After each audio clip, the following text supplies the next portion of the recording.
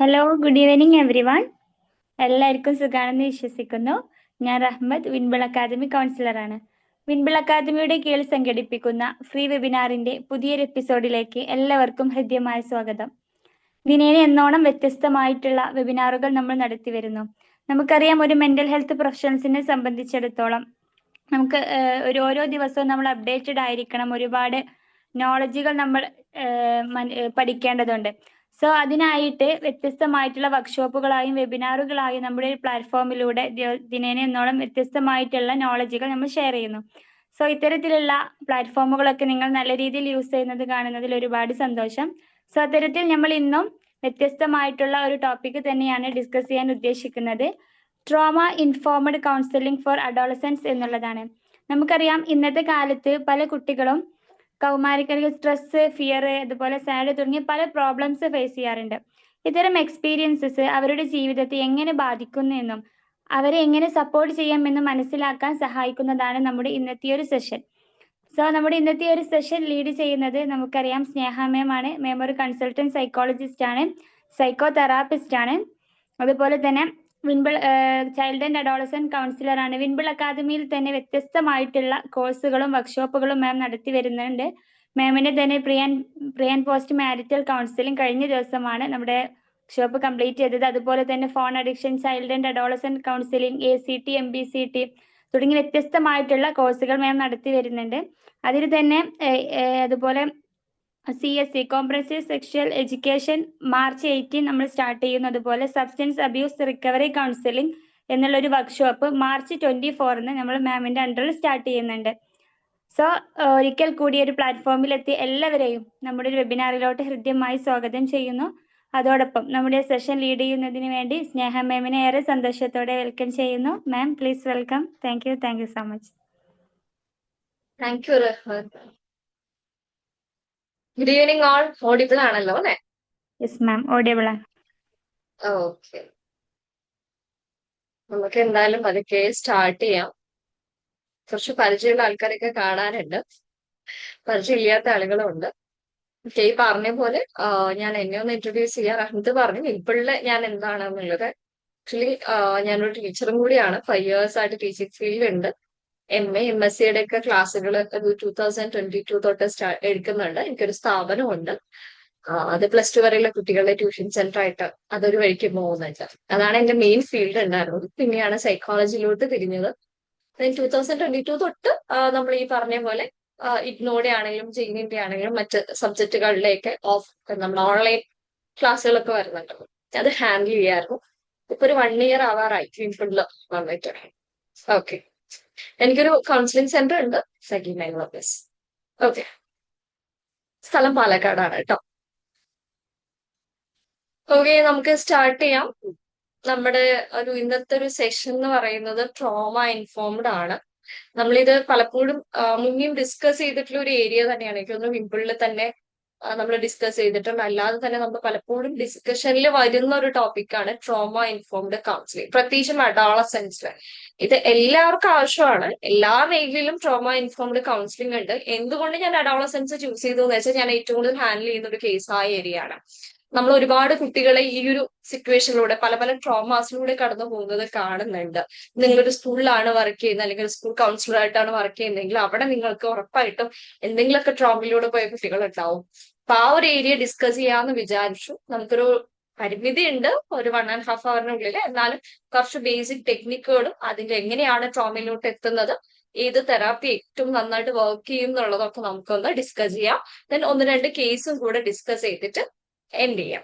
Okay, നമ്മൾ എന്തായാലും case study പറയുന്നുണ്ടാവും ഇതിലോട്ട്. നിങ്ങൾക്ക് എന്തെങ്കിലും ഡൗട്ട്സ് ഉണ്ടെങ്കിൽ നമുക്കതും ഏതെങ്കിലും കേസോ എന്തെങ്കിലുമൊക്കെ ഡൗട്ട് വരുന്നുണ്ടെങ്കിലും അത് നമുക്ക് എൻഡിൽ ഡിസ്കസ് ചെയ്യാം. ഓക്കെ, അപ്പൊ ട്രോമ എന്താണ്? ട്രോമ നിങ്ങളുടെ ഒരു അഭിപ്രായം അല്ലെങ്കിൽ നിങ്ങളുടെ ഒരു വ്യൂ പോയിന്റ് എന്താണ് ട്രോമയെ പറ്റിയിട്ട്? സ്ഥിരമായിട്ട് യൂസ് ചെയ്യുന്ന ഒരു വേർഡാണ് ട്രോമ, ട്രോമാറ്റിക് എന്നൊക്കെ. പക്ഷെ നിങ്ങൾ എങ്ങനെയാണ് ട്രോമ എന്നുള്ള ഒരു വേർഡിനെ ഡിഫൈൻ ചെയ്യുന്നത്? 1-2 പേര് പറയാവോ?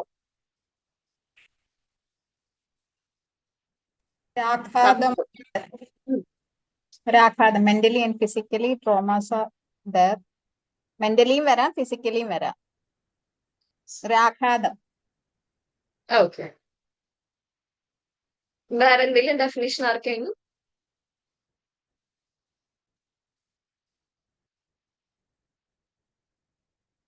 ഇല്ല. ഓക്കെ, ട്രോമ മീൻസ് പല ഡെഫിനിഷൻസ് നമുക്ക് കൊടുക്കാം. പക്ഷെ കുറച്ചും കൂടി ഒരു സിമ്പിൾ ഡെഫിനിഷൻ പറയുവാണെങ്കിൽ നമുക്കൊരു ഡിസ്ട്രെസിങ് ആയിട്ടുള്ള ഇവന്റ് വരുമ്പോൾ സൈക്കോളജിക്കലി ഇമോഷണലി നമ്മൾ ഉണ്ടാവുന്ന ഒരു റെസ്പോൺസ് ആണ് ട്രോമ എന്ന് പറയുന്നത്. നമ്മൾ ഭയങ്കര ഓവർവെൽമഡ് ആവുമ്പോൾ, അൺസേഫ് ആവുന്ന സമയത്ത്, ഹെൽപ്ലെസ് ആവുന്ന മൊമെന്റിലൊക്കെ നമുക്ക് ഇത്തരം എക്സ്പീരിയൻസ് അല്ലെങ്കിൽ ഇത്തരം റെസ്പോൺസ് നമ്മുടെ ബോഡിയിൽ ഉണ്ടാവാം. അതൊരു ഇൻസിഡന്റ് ആവാം, അല്ലെങ്കിൽ തുടരെ തുടരെ റിപ്പീറ്റഡ് ആയിട്ട് വന്നിട്ടുള്ള എക്സ്പീരിയൻസുകളാവാം.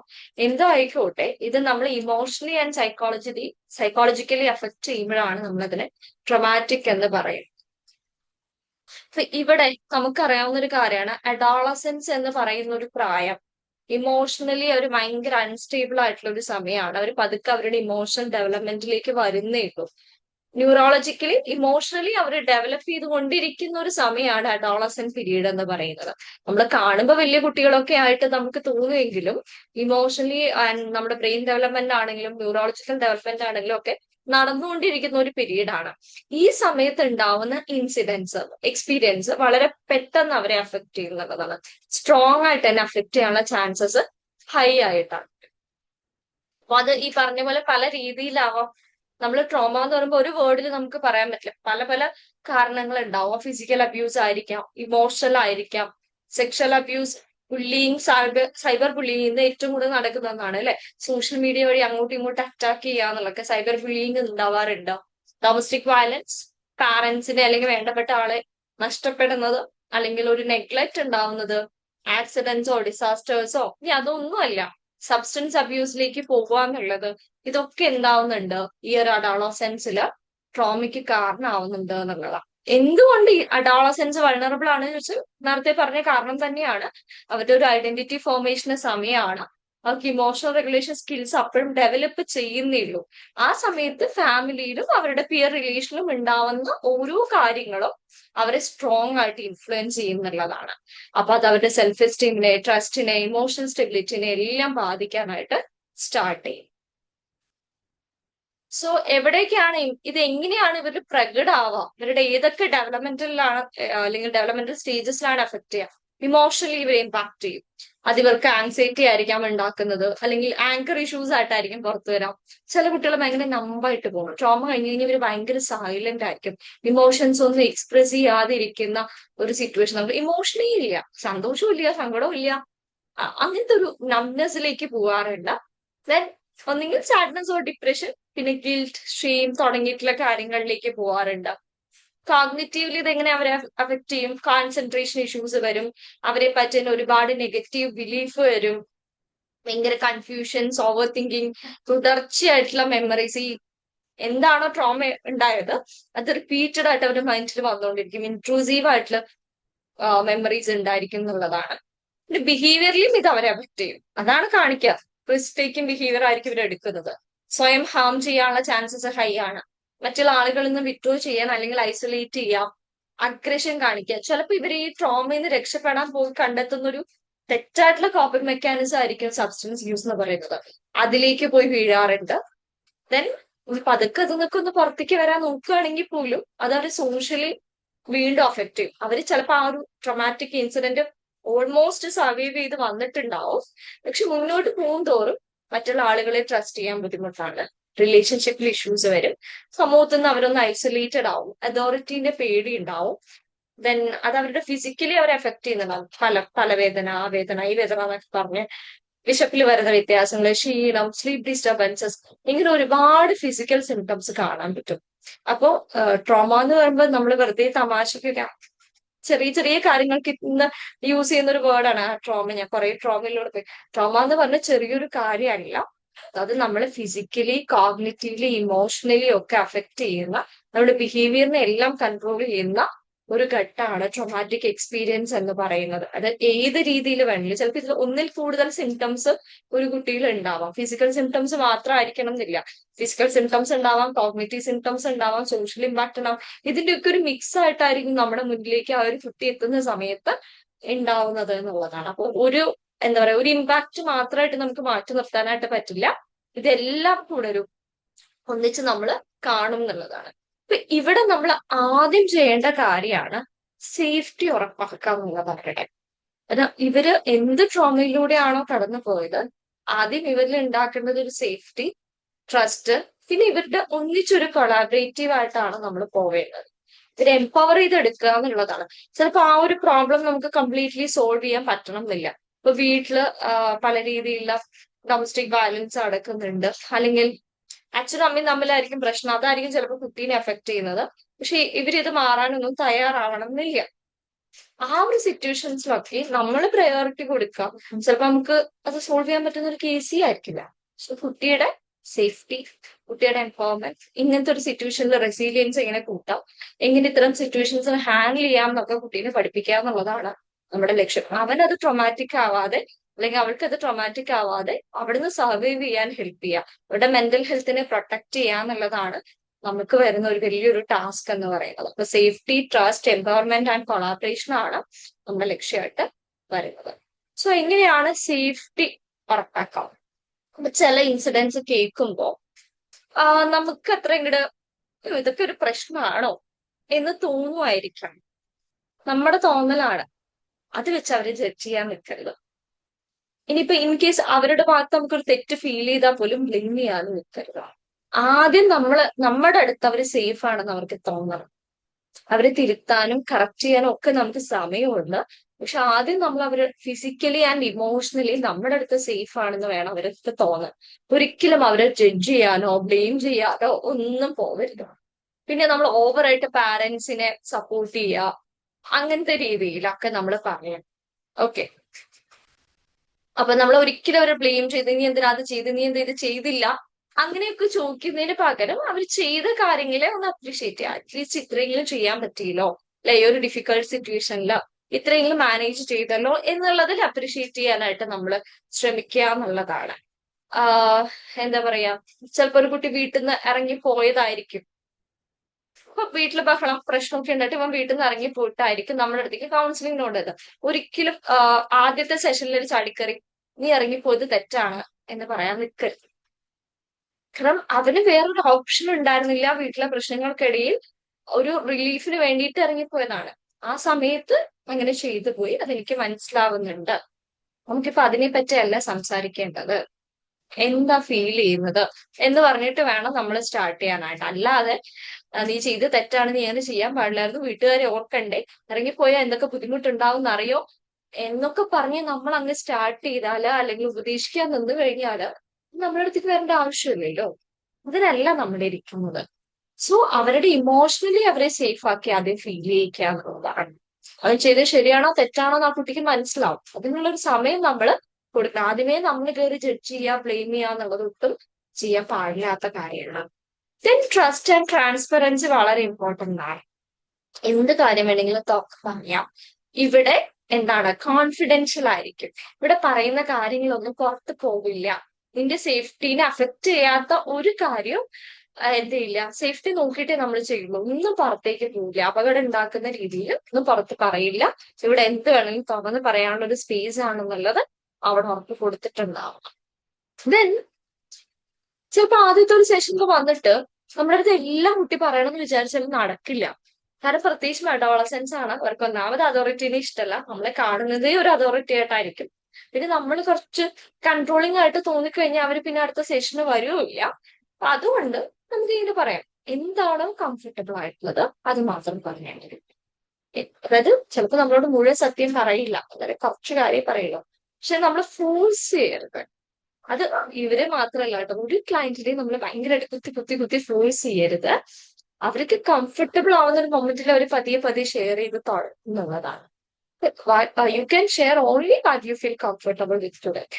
എന്താണോ ഷെയർ ചെയ്യാൻ തോന്നുന്നു അത് മാത്രം ഷെയർ ചെയ്യാം. പക്ഷെ എന്തിവിടെ ഷെയർ ചെയ്താലും അത് പുറത്ത് പോയില്ല. നമുക്കിടയിൽ നിൽക്കുന്ന കാര്യങ്ങളാണ്, കോൺഫിഡൻഷ്യാലിറ്റി മെയിൻറ്റെയിൻ ചെയ്യും എന്നുള്ള ഉറപ്പ് നമ്മൾ കൊടുക്കേണ്ടതുണ്ട്. ദെൻ പ്രൈവസി പ്രൊട്ടക്ട് ചെയ്യുക എന്നുള്ളത് ഇമ്പോർട്ടൻറ്റ്. ഇതൊരു പാർട്ണർഷിപ്പ് ആണ്.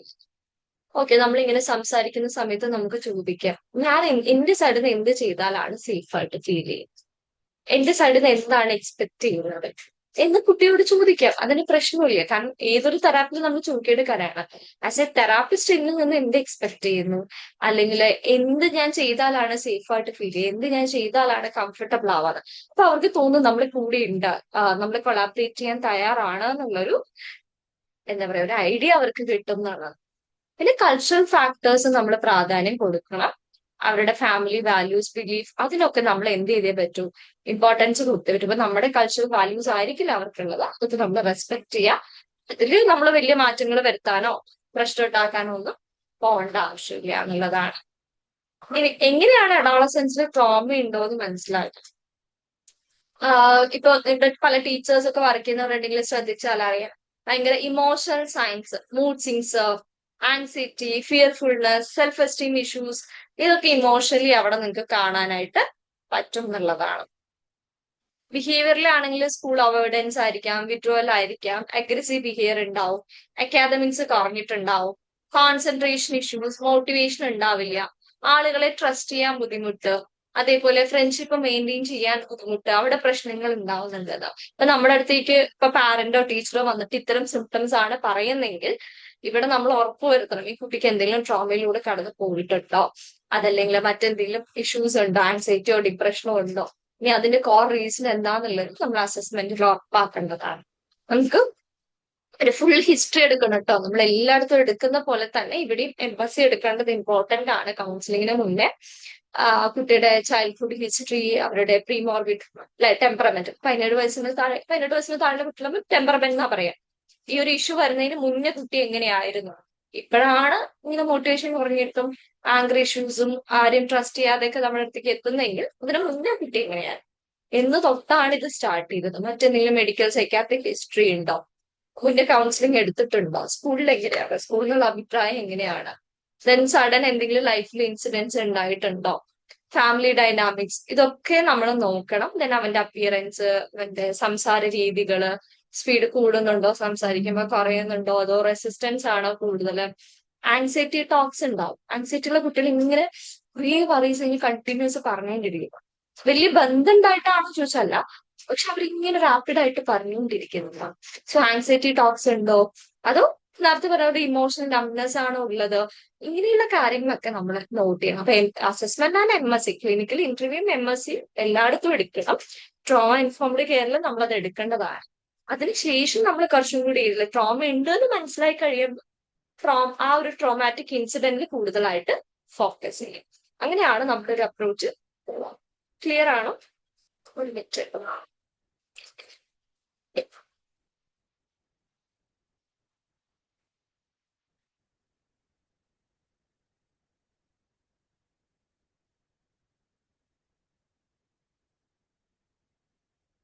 ക്ലിയർ അല്ലേ?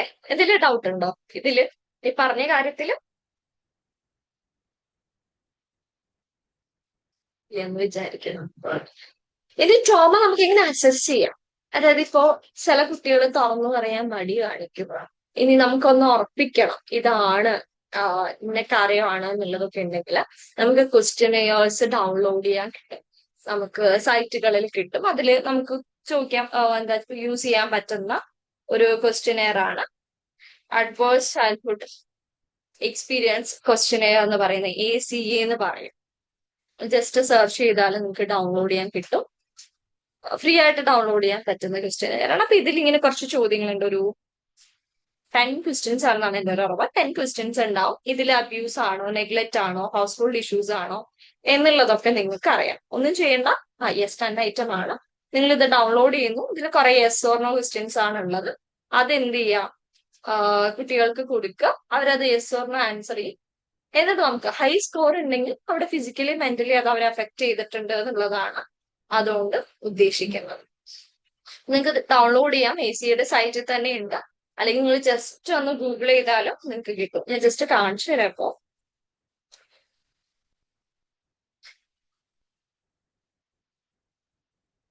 എല്ലാ ക്വസ്റ്റ്യനറും ഡിസ്കസ് ചെയ്യാൻ സമയം നമുക്ക് കിട്ടില്ല.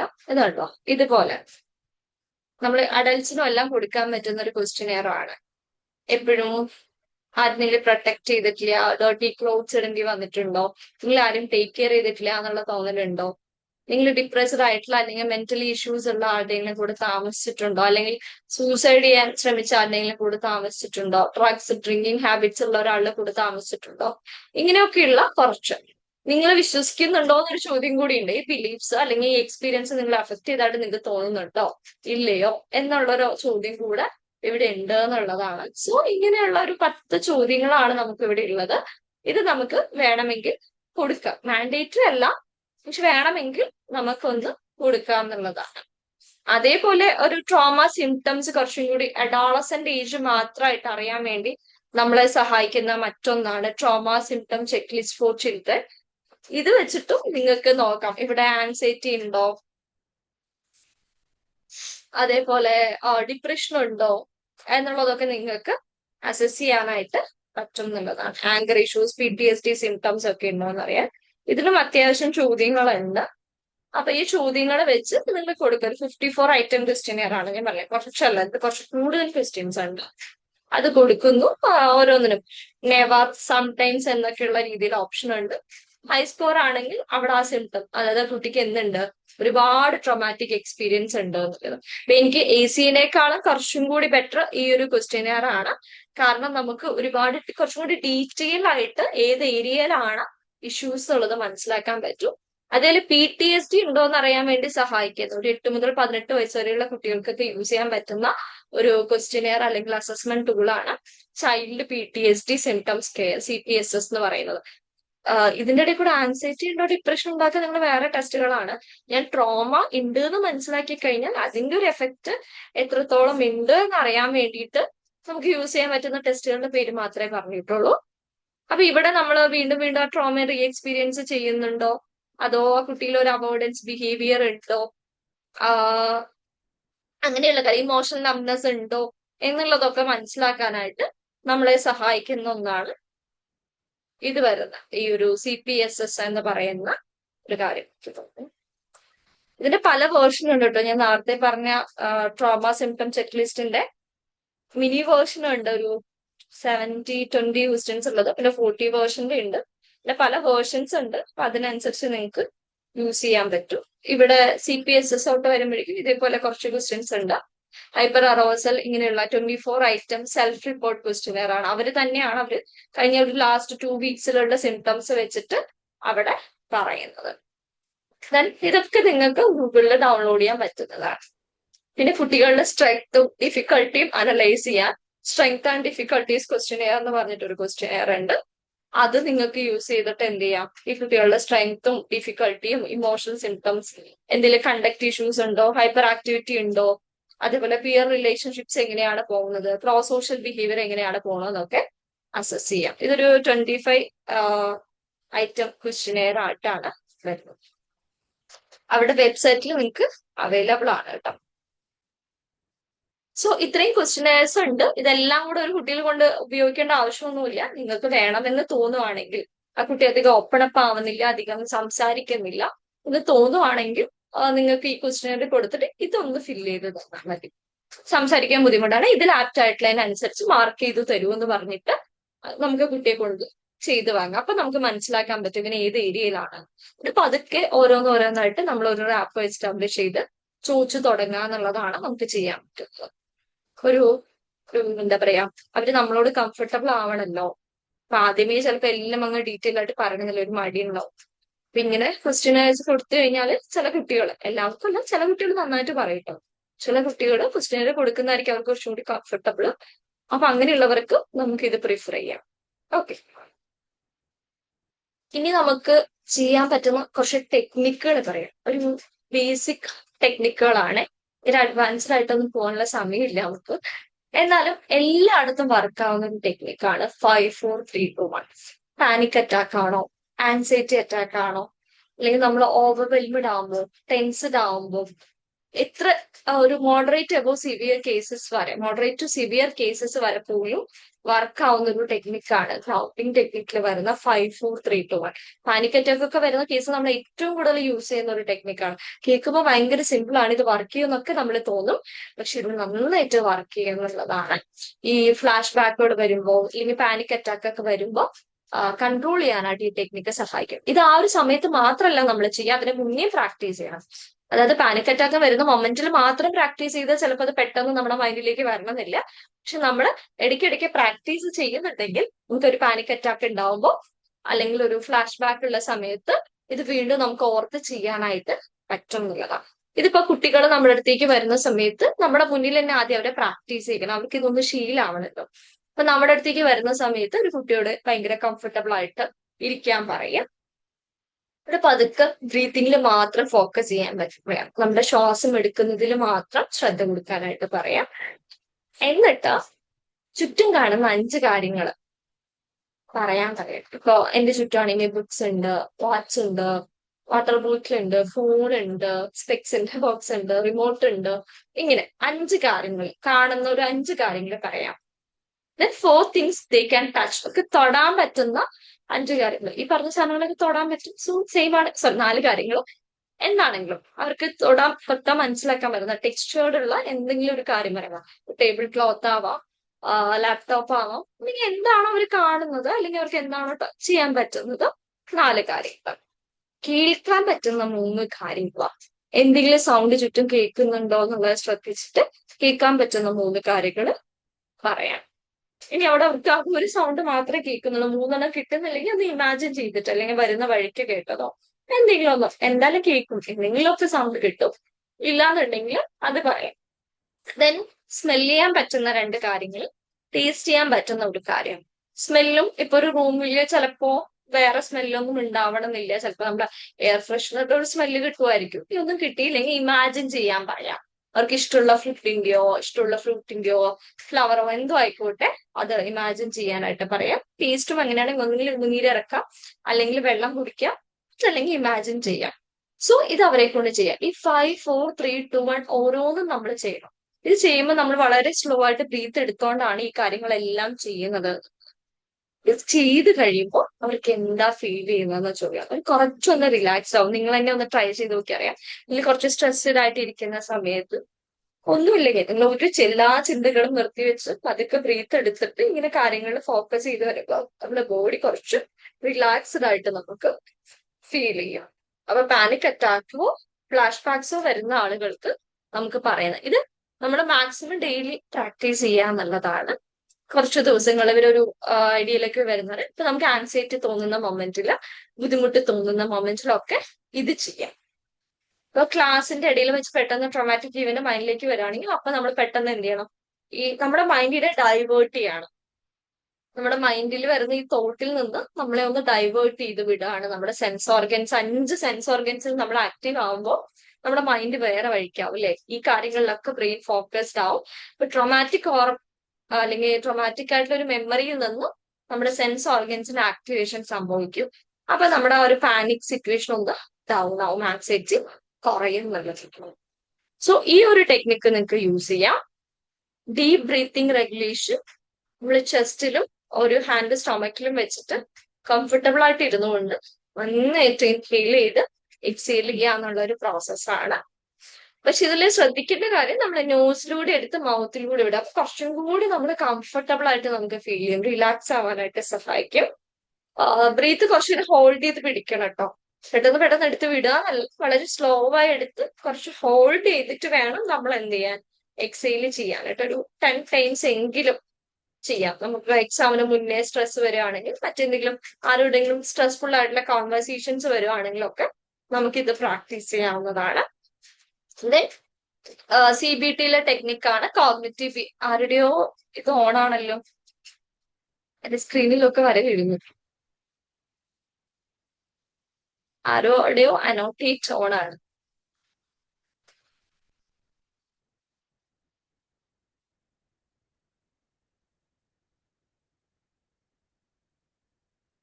ഓക്കെ,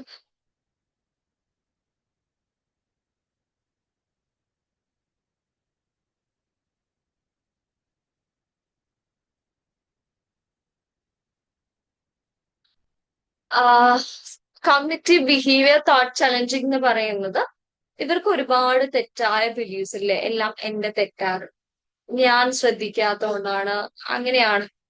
ഈ സയോമിന്ന് കാണുന്നത് ആരായിരുന്നു? ആദ്യം ഈ അന്നോട്ടേറ്റ് എന്നുള്ളത് ഓൺ ആയിട്ടുണ്ട്. എനിക്ക് നിങ്ങൾക്ക് കാണുന്നുണ്ടോ സ്ക്രീനിൽ വരയുന്നത്? Yes, ma'am. ആരുടെയോ അത് ഓൺ ആയിട്ടുണ്ട്. അവരങ്ങോട്ടും ഇങ്ങോട്ടും മൂവ് ചെയ്യുന്നതിനനുസരിച്ച് സ്ക്രീനിൽ ഇങ്ങനെ വര വീണുകൊണ്ടിരിക്കുകയാണ്. ജസ്റ്റ് ഒന്ന് ശ്രദ്ധിക്കാവോ അത്?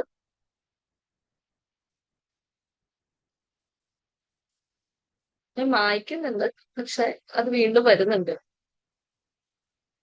ഓക്കെ.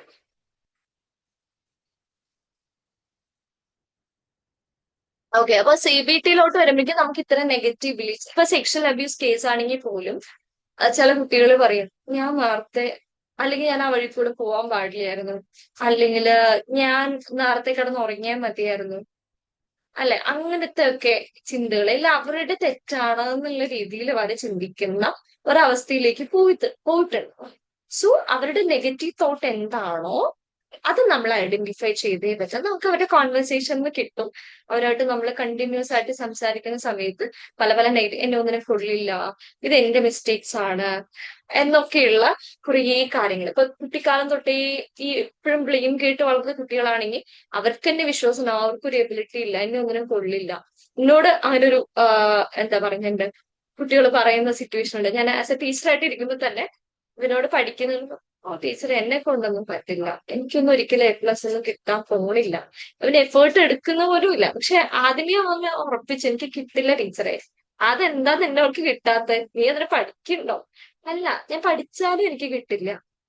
ആദ്യമേ അങ്ങനെ ഒരു ബിലീഫ് അവിടെ കയറി. അപ്പൊ അവന് എഫേർട്ട് എടുക്കാൻ പോലും തോന്നുന്നില്ല എന്നുള്ളതാണ്. നമുക്ക് കേൾക്കുമ്പോൾ വിഷമാണ്, പക്ഷെ അത്തരം കുറെ നെഗറ്റീവ് ഉണ്ടാവും. അതിന് പുറകിലുള്ള ഇമോഷൻ എന്താണെന്ന് മനസ്സിലാക്കാം. ഓരോ നെഗറ്റീവ് തോട്ടിന് പുറകിൽ പല പല ഇമോഷൻസ് ഉണ്ടാവും. അത് ഗിൽറ്റ് ആവാം, ഷെയിം ആവാം, ഫിയർ ആവാം. ദെൻ നമ്മൾ ചോദിക്കാം, എവിഡൻസ് ചോദിക്കാം. ശരി, നീ ജയിക്കില്ല, അല്ലെങ്കിൽ നീ മാർക്ക് വാങ്ങിക്കില്ല, അല്ലെങ്കിൽ നിന്നെ ഒന്നിനും കൊള്ളില്ല, അല്ലെങ്കിൽ നീയാണ് അബ്യൂസിന് കാരണമായെന്ന് നീ പറയുന്നുണ്ട്. ഈ അബ്യൂസ് നടക്കാൻ നീ തന്നെയാണ്, നിന്റെ ഭാഗത്ത് തന്നെയാണ് തെറ്റെന്ന് പറയുന്നുണ്ട്. അതിനുള്ള എവിഡൻസ് എന്താണ്? എന്താണ് ഇതിനെ സപ്പോർട്ട് ചെയ്യുന്ന എവിഡൻസ് ആണ്? നമുക്കൊരു ചിന്ത വന്നു, ആ ഒരു ചിന്തയെ സപ്പോർട്ട് ചെയ്യുന്ന എവിഡൻസ് എന്താണ് ചോദിക്കാം.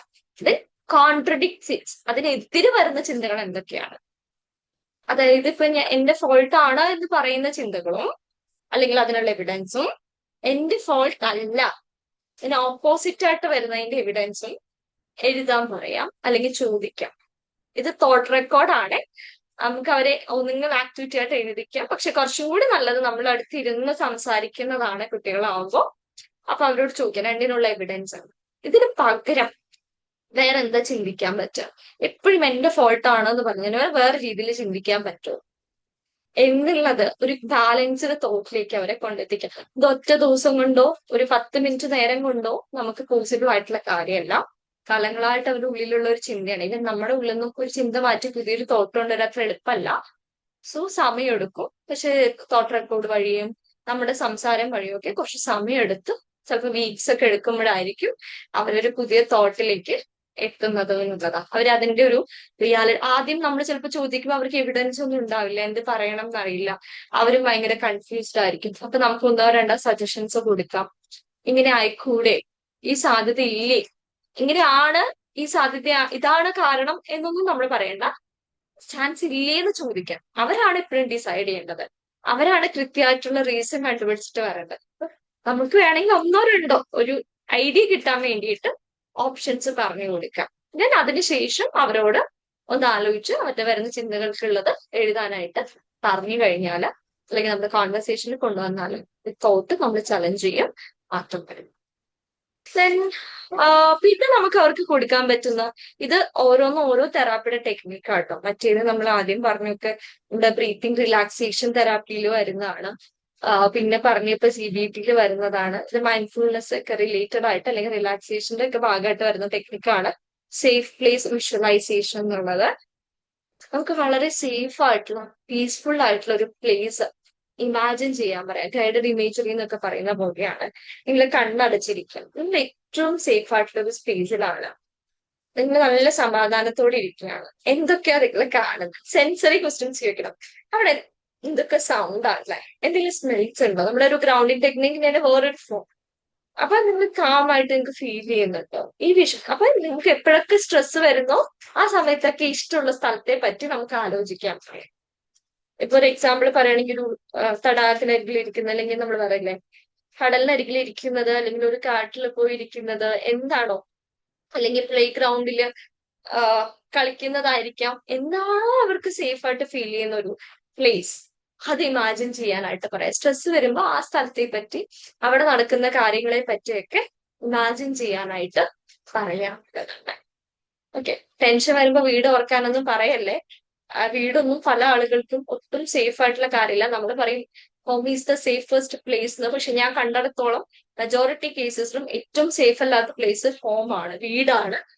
അതുകൊണ്ട് തന്നെ ഒരിക്കലും വീടിനെ പറ്റി ആലോചിച്ചോ ടെൻഷൻ വരുമ്പോ വീട്ടിലുള്ളവരെ ആലോചിച്ചോ അങ്ങനത്തെ ഓപ്ഷൻ കൊടുക്കരുത്.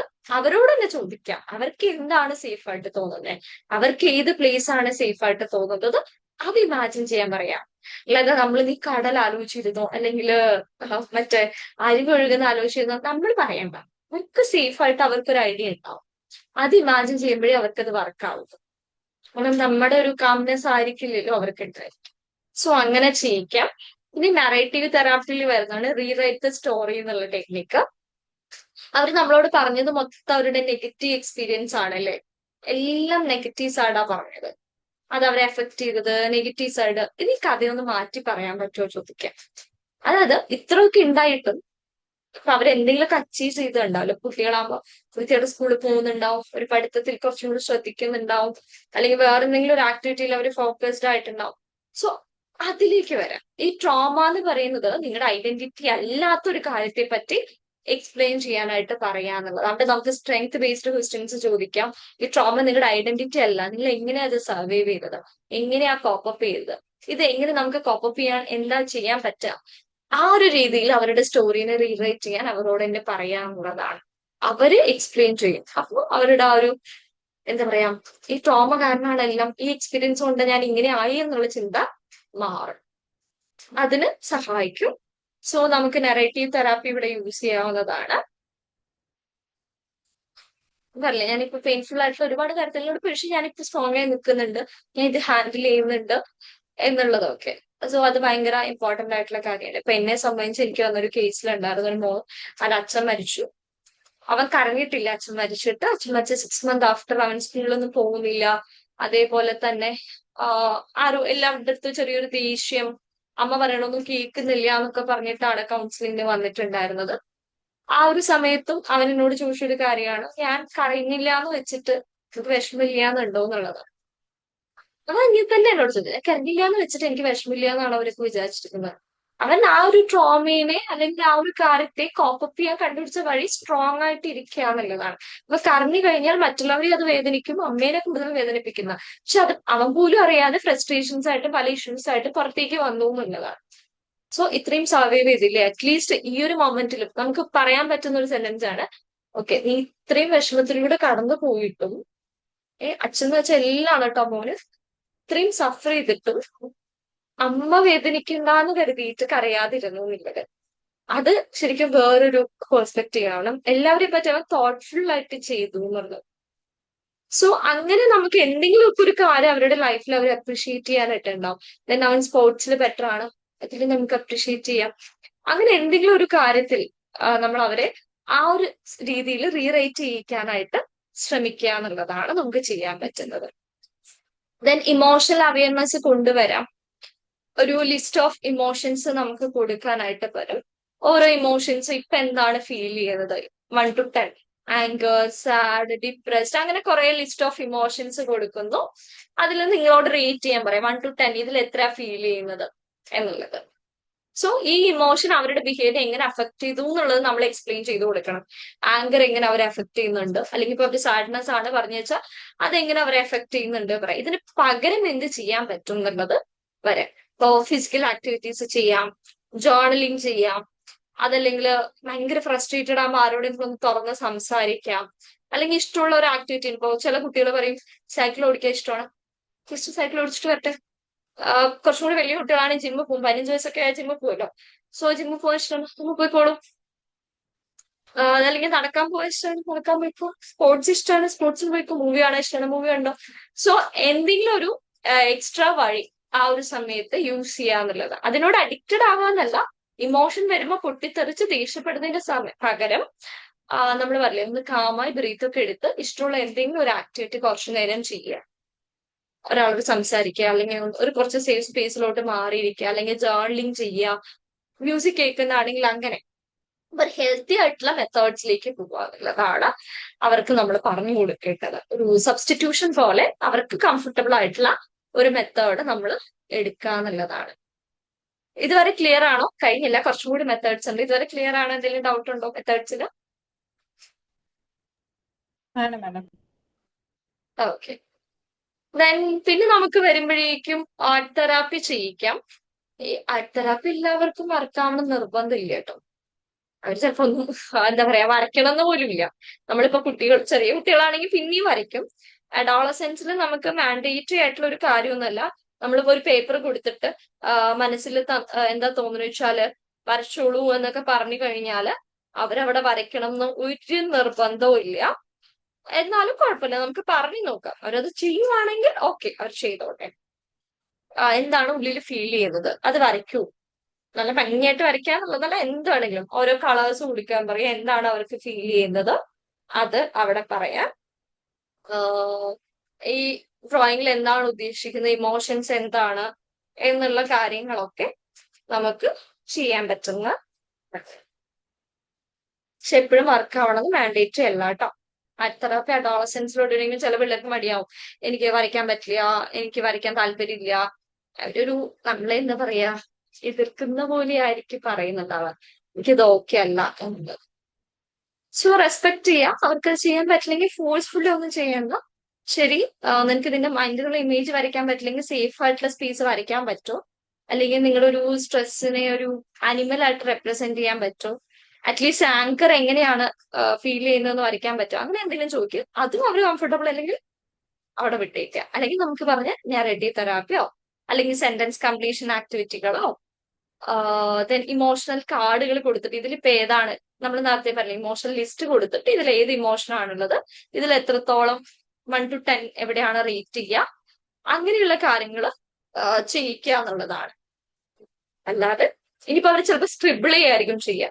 സോ അതിന്റെ ഒരു സ്പീഡ്, ആ സമയത്ത് അവരുടെ ബോഡി ലാംഗ്വേജ്, അങ്ങനത്തെ കാര്യങ്ങൾ വേണമെങ്കിലും നമുക്ക് നോട്ട് ചെയ്യാം. അവർക്ക് ആ ഫ്രസ്ട്രേഷൻ ആ സ്ക്രിബിളിംഗിൽ കാണാം.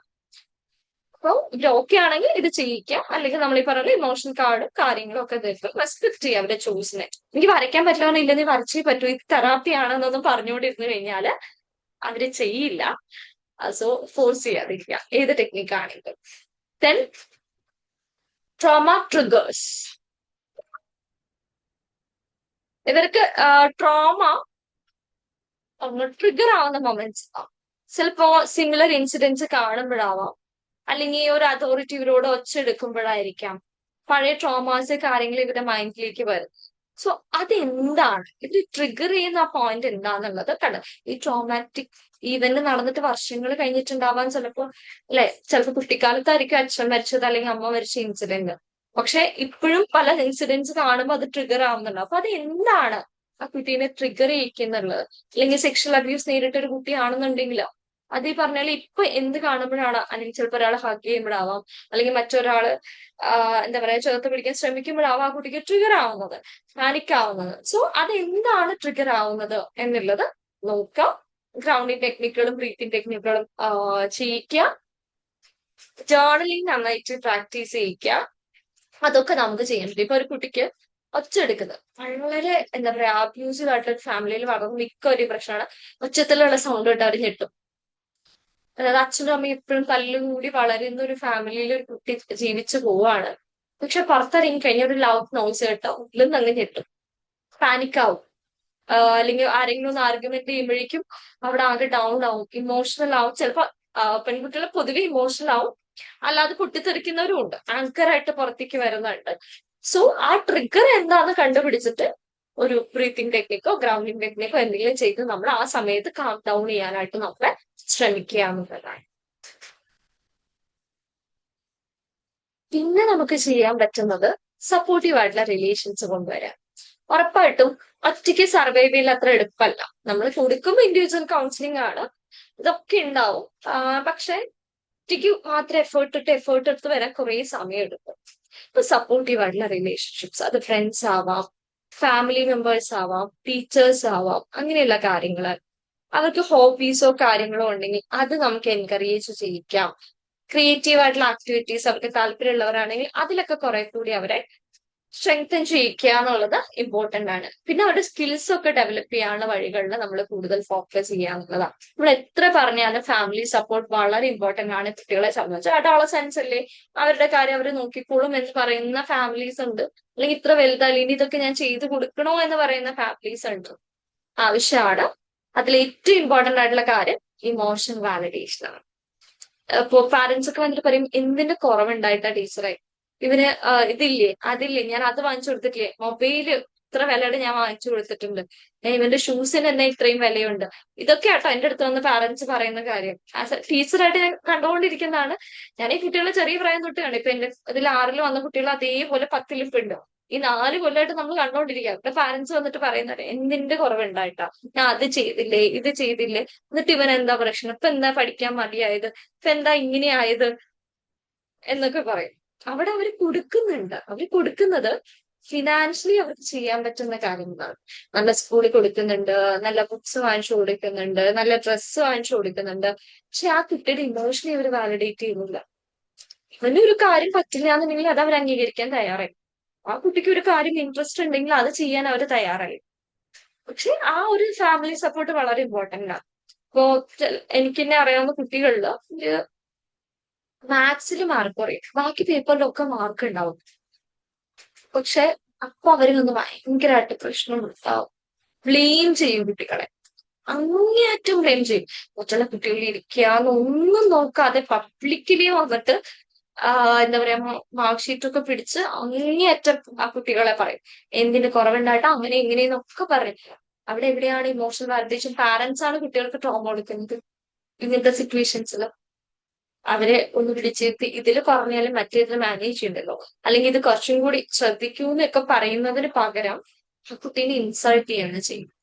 സോ ഫാമിലിക്ക് ഭയങ്കര ഇമ്പോർട്ടന്റ് ഉണ്ട്. ഇമോഷണലി വാലിഡേറ്റ് ചെയ്യണം എന്നുള്ളത് ഇമ്പോർട്ടന്റ് ആണ്. അങ്ങനെ ഒരു ഇമ്പോർട്ടൻസ് നമ്മൾ പാരന്റ്സിന് പറഞ്ഞു കൊടുത്തേ പറ്റുള്ളൂ. ദെൻ പ്രെഡിക്റ്റബിൾ ആയിട്ടുള്ള റൊട്ടീൻസ് കൊണ്ടുവരാം. ഇത് ഫാമിലി മാനേജ് ചെയ്യണം. ഇപ്പോ ഫോൺ അഡിക്ഷനിലും മറ്റേതിലൊക്കെ പെട്ടിട്ട് പല പല സബ്സ്റ്റൻസ് അബ്യൂസിലേക്ക് പോയി കുട്ടികളുണ്ടാവും.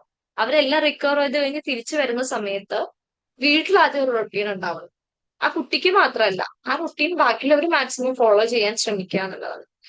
ഫോൺ യൂസ് കുറയ്ക്കുക, ദെൻ ഒരു കുട്ടിയുടെ കൂടെ ടൈം സ്പെൻഡ് ചെയ്യുക, ഓപ്പൺ കമ്മ്യൂണിക്കേഷൻ എൻകറേജ് ചെയ്യുക, ഇതൊക്കെ വളരെ ഇമ്പോർട്ടൻ്റ് ആണ്. ഓക്കെ, ഇവൻ റിക്കവർ ആയി തിരിച്ചു വന്നു, ഞങ്ങളുടെ ഡ്യൂട്ടി കഴിഞ്ഞു, അങ്ങനെയല്ല. അതിനുശേഷവും സപ്പോർട്ട് ആവശ്യമാണ്. ഒരു ട്രസ്റ്റ് ഡെവലപ്പ് ചെയ്യാനും എൻകറേജ്മെന്റും അത് നമ്മൾ പാരന്റ്സിനെ പറഞ്ഞ് മനസ്സിലാക്കേണ്ടതുണ്ട്. ദെൻ സോഷ്യൽ സപ്പോർട്ട്, ടീച്ചേഴ്സ് ആണ് ഇത് ശരിക്കും മനസ്സിലാക്കേണ്ടത്. പക്ഷെ ഇന്ന് ആസ് എ ടീച്ചർ ആയിരുന്നിട്ടും എനിക്ക് തോന്നുന്ന കാര്യമാണ്, പല ടീച്ചേഴ്സും ഇത് മനസ്സിലാക്കുന്നില്ല. എല്ലാ ടീച്ചേഴ്സിനും പല ടീച്ചേഴ്സും മനസ്സിലാക്കുന്നില്ല. ടീച്ചേഴ്സ് ട്രോമ ആവുന്ന കേസസ് നമ്മുടെ അടുത്തേക്ക് വരാറുണ്ട്. ടീച്ചേഴ്സ് ബുള്ളി ചെയ്ത് ഇൻസൾട്ട് ചെയ്തിട്ടൊക്കെ കുട്ടികൾ വരുന്ന കേസസ് ഉണ്ടാവാറുണ്ട്. സോ ടീച്ചേഴ്സ് ആണ് ശരിക്കും നമ്മൾ ഈ പാരന്റ്സിനെ പോലെ തന്നെ ഏറ്റവും ഇമ്പോർട്ടന്റ് ആയിട്ടുള്ള ഒരാളാണ് ടീച്ചർ. കാരണം കുട്ടികൾ ഒരുപാട് സമയം സ്കൂളിലാണ് സ്പെൻഡ് ചെയ്യുന്നത്. അപ്പൊ അവർക്ക് ഒരു സേഫ് എൻവയോൺമെന്റ് ക്രിയേറ്റ് ചെയ്യേണ്ട ടീച്ചേഴ്സ് ആണ്. പറ്റുമെങ്കിൽ നമ്മൾ ടീച്ചേഴ്സുമായിട്ട് കൊളാബറേറ്റ് ചെയ്യാം. അതായത് ആ കുട്ടിയുടെ ക്ലാസ് ടീച്ചറായിട്ട് അല്ലെങ്കിൽ ആ കുട്ടിയെ പഠിപ്പിക്കുന്ന ഏതെങ്കിലും ഒരു ടീച്ചറായിട്ടും നമുക്കൊന്ന് കമ്മ്യൂണിക്കേറ്റ് ചെയ്യാൻ പറ്റുവാണെങ്കിൽ അത് കുറച്ചും കൂടി നല്ലതായിരിക്കും. പക്ഷെ അൺഫോർച്ചുനേറ്റ്ലി എല്ലാ ടീച്ചേഴ്സും സമ്മതിക്കാറില്ല. എനിക്ക് ഇഷ്ടംപോലെ അനുഭവം ഉണ്ടായിട്ടുണ്ട്. നമ്മൾ ടീച്ചേഴ്സിനെ വിളിക്കാൻ ശ്രമിക്കുമ്പോൾ അവരൊട്ടും താല്പര്യമില്ലാതെ ഒഴിഞ്ഞു മാറും. ഇത് ഞങ്ങൾ ഉത്തരവാദിത്തമേ അല്ല, ഈ പാരന്റിന്റെ മാത്രം ഉത്തരവാദിത്തമാണെന്ന് പറഞ്ഞ് മാറുന്ന ടീച്ചേഴ്സ് ഉണ്ട്.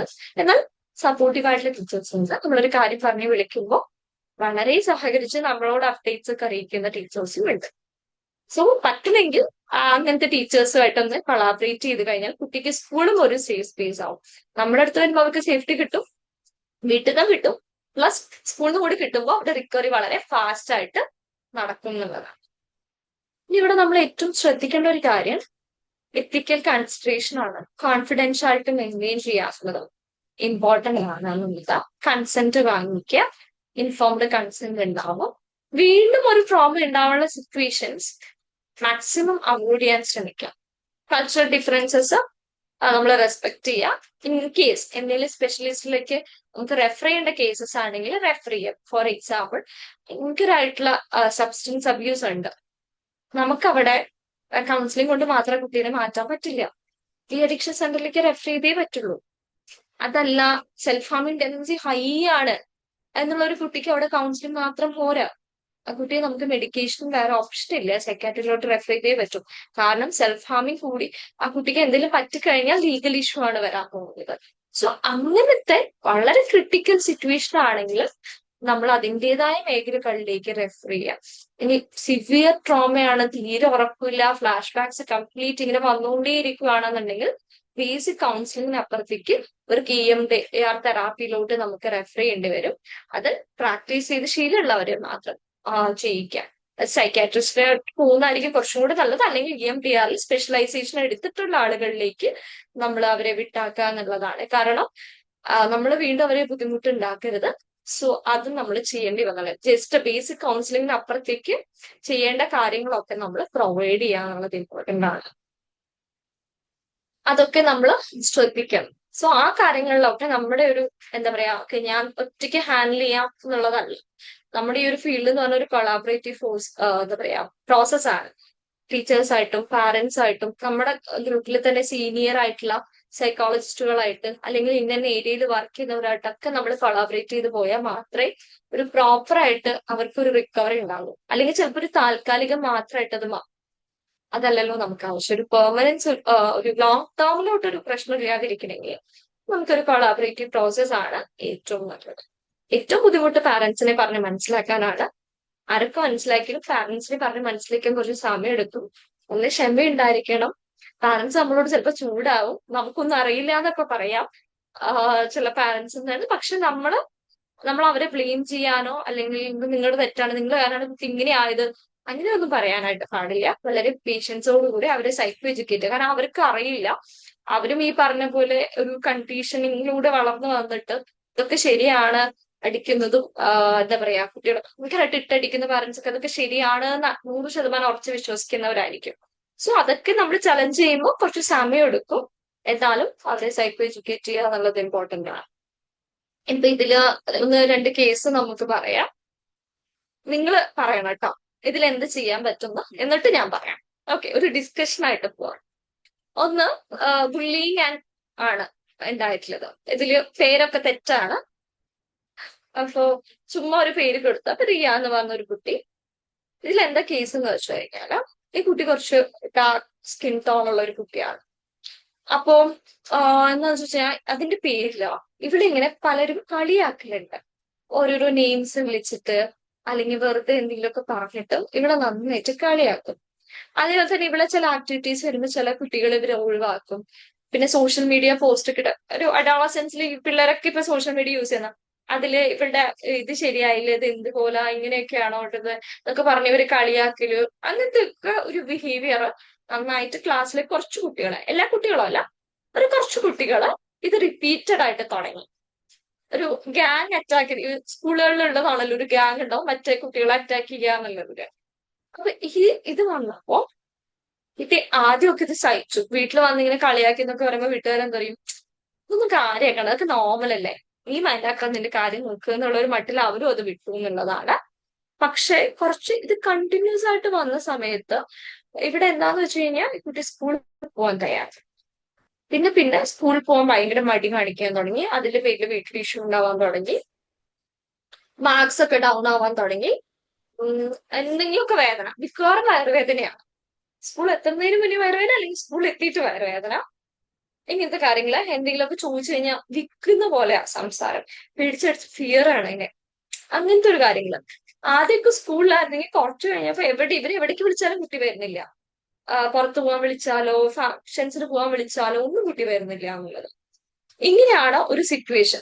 ആദ്യം നമ്മളൊരു ക്ലാസ്സിൽ പോകാൻ ഒരു മടിയായിരുന്നെങ്കിൽ അവിടെ നിന്നത് എല്ലായിടത്തേക്കും സ്പ്രെഡ് ആയിരുന്നു. ഫാമിലി ഫംഗ്ഷന് പോലും കുട്ടിക്ക് പോകാനായിട്ടതില്ല. പിന്നെ ഒന്നുണ്ട്, ഈ ടാസ്കിംഗ് ഒക്കെ ആകുമ്പോ ഫാമിലീസിനും ഉണ്ടല്ലോ കുറെ ഡയലോഗുകള്, നീ അത് ഇത് എന്നൊക്കെ പറഞ്ഞിട്ട് കുട്ടികൾക്ക് ഓരോ ഉപദേശം കൊടുക്കല്, ശരീരം ശ്രദ്ധിക്കണം, അങ്ങനത്തെ കുറെ ഇവരുടേതായ കൈകൾ കൊടുക്കല. ഇതൊക്കെ കൂടി ആകുമ്പോഴേക്കും കുട്ടികൾ കംപ്ലീറ്റ്ലി ഓവർവെൽമിഡ് ആവും. അപ്പൊ ഇങ്ങനെയാണ് ഒരു ഓവറോൾ സിറ്റുവേഷൻ എന്ന് പറയുന്നത്. ഇവിടെ നമുക്ക് എന്ത് ചെയ്യാൻ പറ്റും? കുട്ടി പോകുന്നില്ല, അപ്പൊ തീരെ സ്കൂളിലേക്ക് പോകാൻ താല്പര്യമില്ല, എന്നും വീട്ടിലടിയാണ്. ആദ്യം വീട്ടുകാര് നല്ല ഭയത്തിലൊക്കെ പറഞ്ഞു നോക്കി, നടക്കുന്നില്ല. അപ്പൊ പിന്നെ ഇവര് മറ്റേ വഴിയെടുക്കും, തല്ലിയിട്ടാണെങ്കിൽ സ്കൂളിൽ വിടും, ചീത്ത പറഞ്ഞെല്ലാം വിടും. കാരണം ഇത് പറ്റില്ല, ബുദ്ധിമുട്ടാണ്. ഇപ്പൊ 9th-ലാണ്, അപ്പൊ ഇനി 10th-ലോട്ട് പോകണല്ലോ. ഇങ്ങനെ സ്കൂൾ മിസ് ചെയ്ത് കഴിഞ്ഞാൽ പിന്നെ എങ്ങനെയാണ് 10th-ല് മാർക്ക് കിട്ടുക? അതൊക്കെ പറഞ്ഞ് അവര് ത്രെട്ടനിങ് ആയി, ഭീഷണിയായി. പക്ഷെ എന്ത് ചെയ്തിട്ടും കുട്ടി സ്കൂളിൽ പോകാനൊക്കെ ഭയങ്കര ബുദ്ധിമുട്ട്. ഇനി പോയാൽ തന്നെ അവിടെ നിന്ന് എന്തെങ്കിലുമൊക്കെ കാരണം പറഞ്ഞ് തിരിച്ച് അവിടുന്ന് വെളി വരും. ചെറിയ രീതിയിൽ ഒരു പാനിക് ഇഷ്യൂസ് കാണാനുണ്ടായി. സോ ഇവിടെ നമുക്ക് എന്ത് ചെയ്യാം?